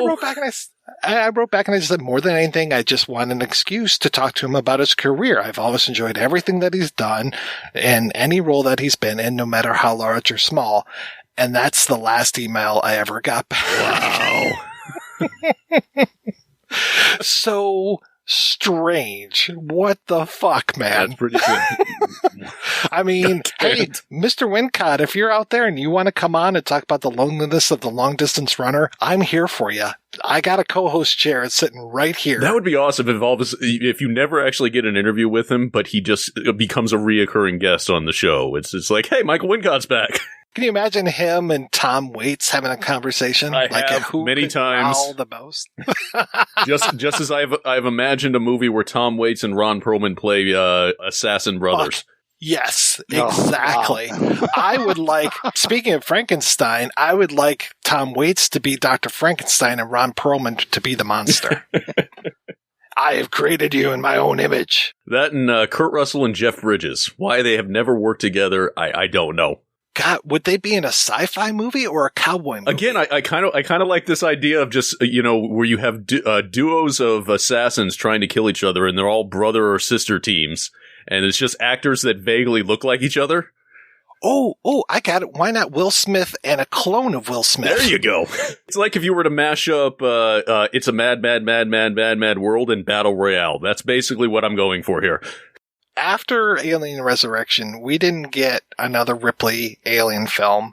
That was, 97? And then in 2004, we finally got Alien vs. Predator.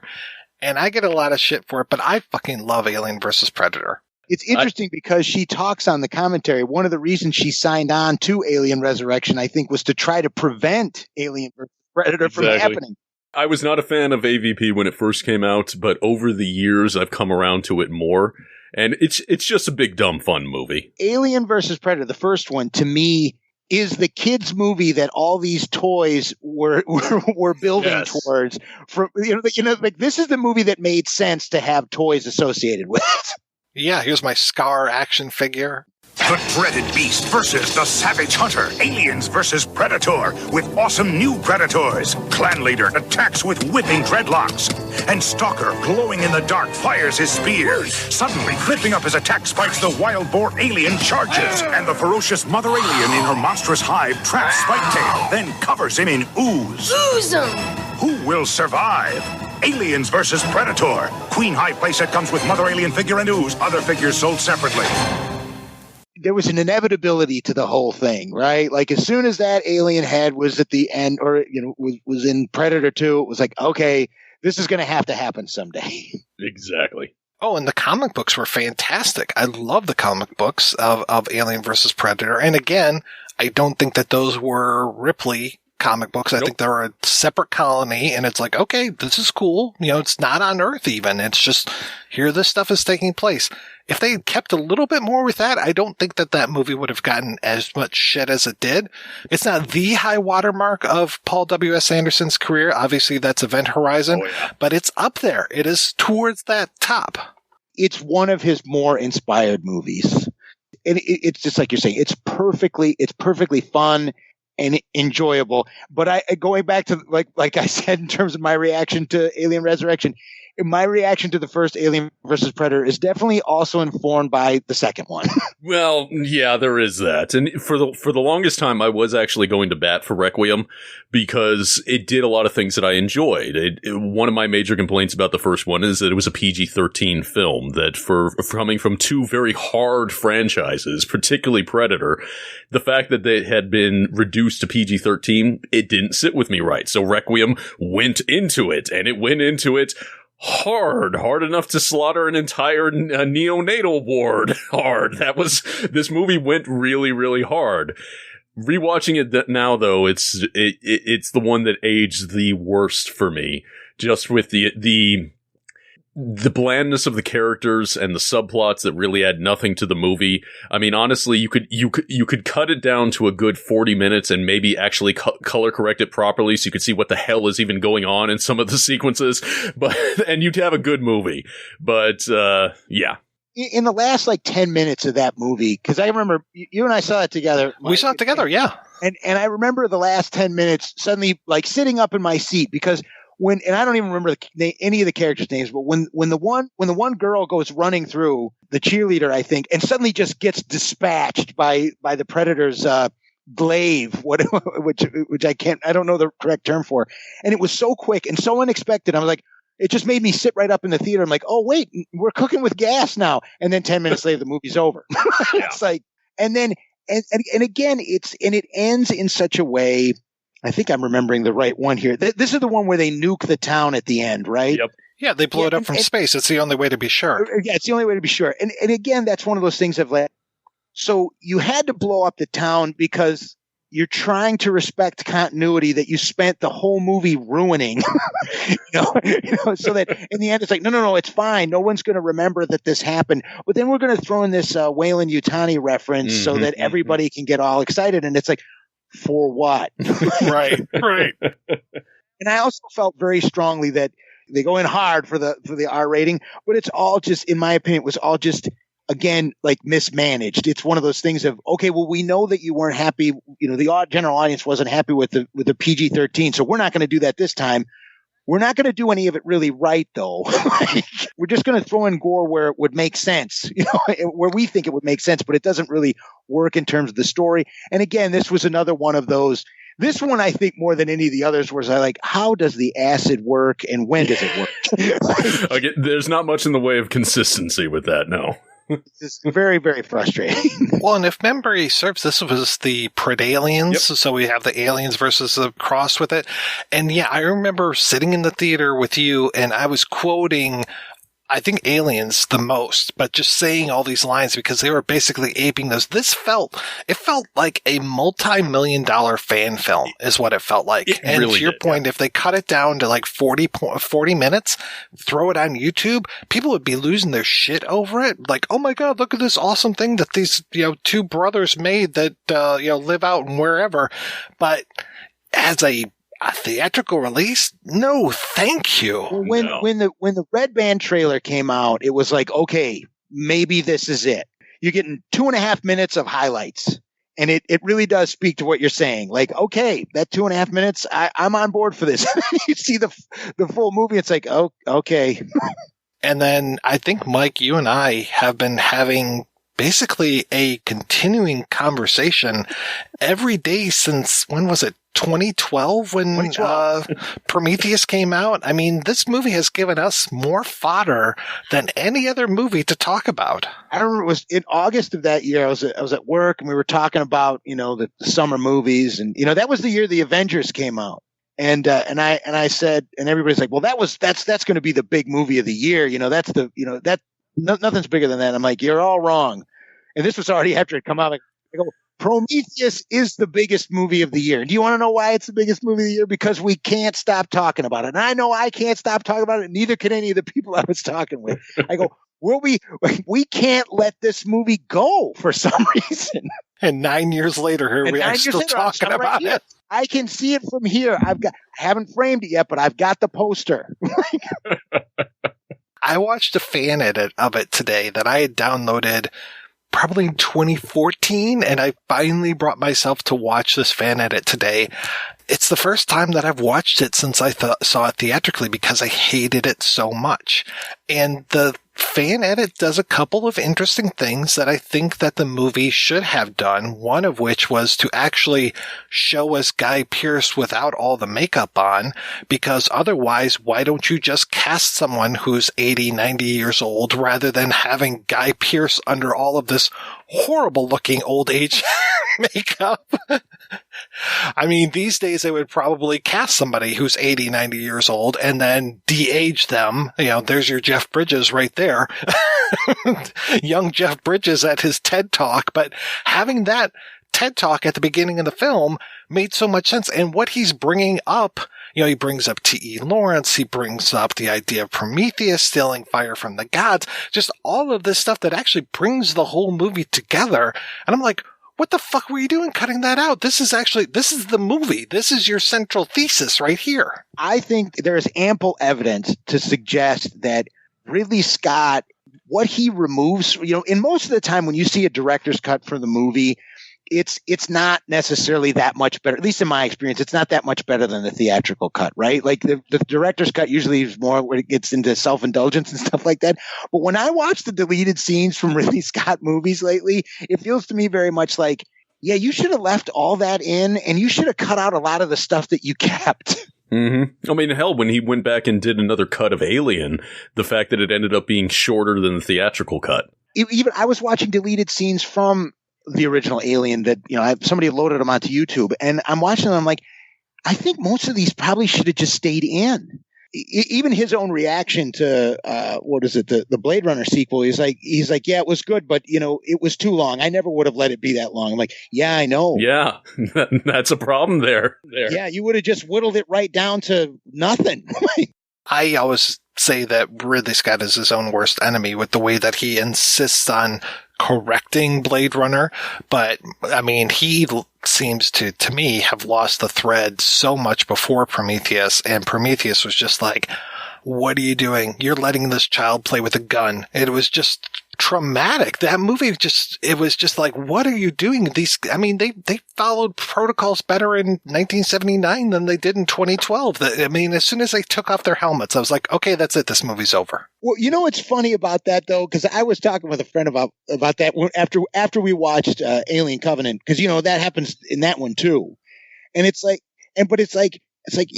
I'm trying to remember for myself as like a kid, and going into an adult, I never had a problem. I guess, you just don't think about it, or you just assume the technology was better. And they talk about like, they would beam down to a planet in Star Trek all the time and never wear a helmet. Oh no, they were always M-class planets that they were visiting though too. Right. But at the same time, like, yeah, I guess I can buy it. I think I'm just so angry with this franchise now that I'm just ready to be, no, that was dumb. When you have the 1-2 punch of the two ostensible experts, the geologist who gets lost in a cave system, and the animal behaviorist or the xenobiologist who clearly cannot recognize a threat display, it literally looks like a fucking cobra, and he wants to touch it. In the script, that part it's still stupid, but it's handled a little bit better. Like he doesn't. They don't have him get down there and say like, hey, sweetie, or anything like that. So it's like, okay, it's still stupid that they're getting high out in space, but at least it's not as ridiculous as I'm going to basically just throw myself into this thing's jaws. Well, and that's the thing. When you watch Prometheus and you look at the various iterations of the script and what got in and what's come out, and a lot more revelations behind the scenes have come out on that. It started from a really good point, and there was a lot of very interesting stuff, some of which I think made it into the film. It's just we ended up with the worst version of that story. It just feels to me like it's going back to that same place of, okay, Ridley Scott latched onto these three things or these themes that he liked, and everything else. Like, he doesn't care about this monster at all. No. You even hear it when he talks about it. He's just like, I thought the monster was done, but apparently it's got more life in it. And that's why it's going to come back in Alien Covenant. It's like, you don't understand what it is you're messing with. That is fundamentally why I don't want any more Ridley Scott Alien films, even though from him making science fiction films, and I still need to catch up with that Raised by Wolves series he did for HBO, but I like him as a science fiction storyteller. But again, the Alien universe is bigger than him. And the fact that he has been, rightfully or wrongly, given the keys to the kingdom again to just kind of blithely steamroll over everything, that's where it gets kind of irritating to me. I mean, that even fell down into the fact where they just decided to start carving off the different continuities. The fact that, from Fox's perspective, all the Alien films are their own continuity, all the Predators are their own continuity, and Alien vs. Predator is its own continuity unto itself. It's like they ignore all the other things, and as fans that were kind of invested in it, it kind of feels like a slap, you know? It's lessening it. It's making it into one person's thing or it's letting it become one person's thing instead of what it should be. And again, the way that Covenant ended, where it really did feel like they were setting up David to be the father of the alien species, that, he was the one who came up with the aliens in general, and he's going to be the one that's responsible for the derelict that the crew, the Nostromo, found. That doesn't even work just in the context of the films, because they literally said that this alien had been there so long it had become it had been fossilized. And there's only a span of like 20 years between Covenant and the first Alien film. How does that work? They're going to go with the easiest trick in the world. It's all going to be time travel. Well, you know what? Hopefully they're not going to go with anything. That's one nice thing about Disney now owning 20th Century Fox is I have a feeling they're going to clean break it. What they did announce that, Noah Hawley is doing the TV show now. Yep. And so, and for me, I'm like, okay, you know what? If he finds a way to get Sigourney Weaver to show up for 5 minutes in an episode of that, I'm on board with that. But if it is going to be and Noah Hawley's he's an interesting, and he definitely can take a franchise, take something that you wouldn't think could be turned into a TV show and turn it into a TV show. But it is that thing of just let somebody else have this thing, because look, I understand that Ridley Scott, feels like he should own it, but we've already seen what happens when somebody else takes it away from you. That was Aliens. and that was great. Yeah, it was really weird because when they announced that he was doing it, people latched on to all of the bad things that he had done. And I was just like, okay, guys, he's actually really good. Have you never seen Fargo? Like that, he also did a great job with Bones and a lot of other things. And it's they just latched on to I don't know, Lucy in the Sky or something. I was just Lucy in the Sky is the one thing that, and I think Legion was just not what the Marvel movie crowd wanted out of that thing, but that didn't make it any less interesting. But it was just, again, it's this isn't falling into that category. And I also, I can't necessarily begrudge somebody though for being nervous about it, because it could very much be, well, this isn't going to be about this isn't going to be about aliens. It's just going to be about the formation of Weyland-Yutani or something like that. It's let's just wait and see what we get. Exactly, and that's the position I hold with it. We can't know until it comes out. I hope it's going to be good because I'm a fan of this franchise. I'm a fan of the concept of Alien, and I want more of it. I want people to play in this world. Saying that, I still want to say right now I have the opposite feeling when it's no, Ridley Scott should still do it. He's had 2 times so far to try to get this right. Yeah, he's had his time. We're done. We're done now. Yeah, we're done. Your series reached its apex with the fingering. We can leave it at that. And it's not that I don't want Ridley Scott to make movies. I want him to keep making movies forever. But I know what he's going to do here. Let's see what else he's got. Why don't you turn Black Rain into a franchise? Let's go with that. I'd watch that. I was very curious about the Blomkamp stuff, though he really hasn't given me any reason to trust him on anything either. I mean, I agree. District 9 was fantastic, but then you got fucking Chappie. I'm a fan of Elysium. Chappie, it was kind of a step down. I still hope that at some point, even though the chance of him making a movie is pretty slim, I would still like to get some kind of release of what his idea was, whether it be in a comic book format or just give us the script. Put out a book of this was what I was planning on doing. In 40 years, we'll get Steven Scarlatta, and I can't remember the director's name, and they'll come in and they'll do the Jodorowsky's Dune, but it'll be Blomkamp's Alien.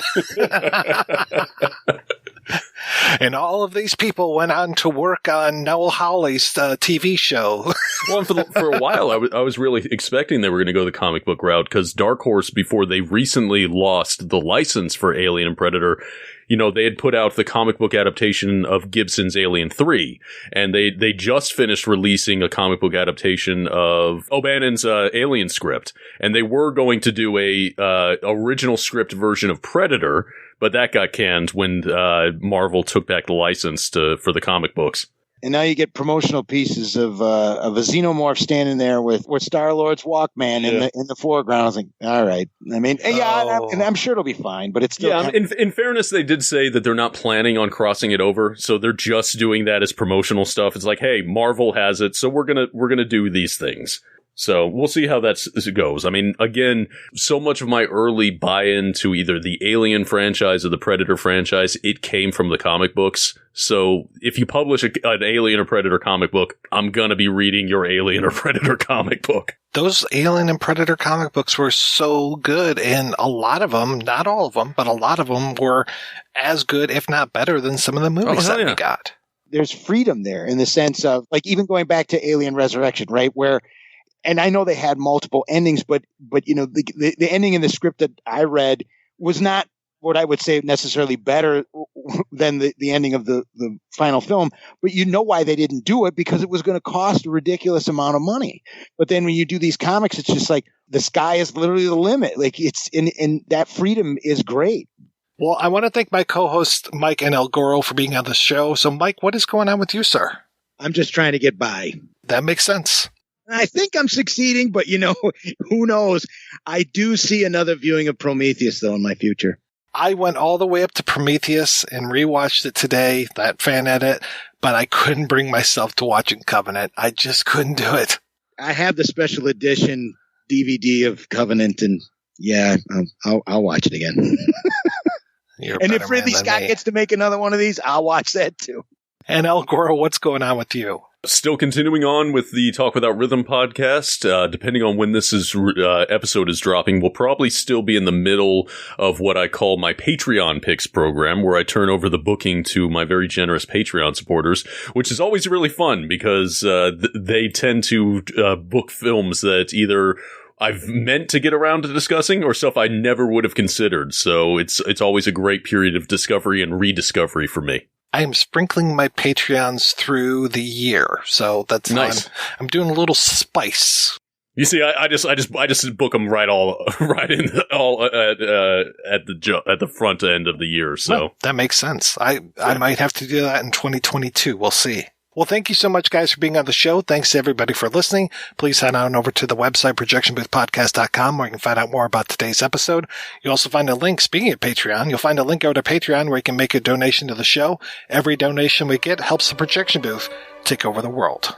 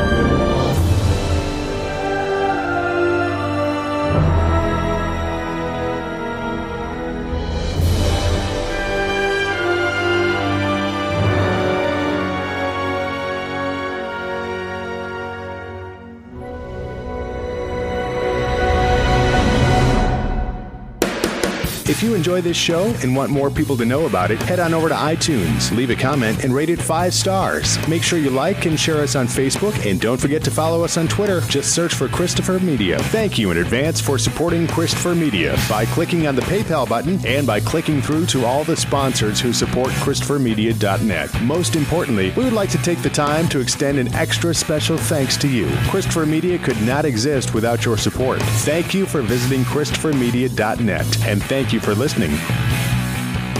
Christopher Media. Let's make some noise.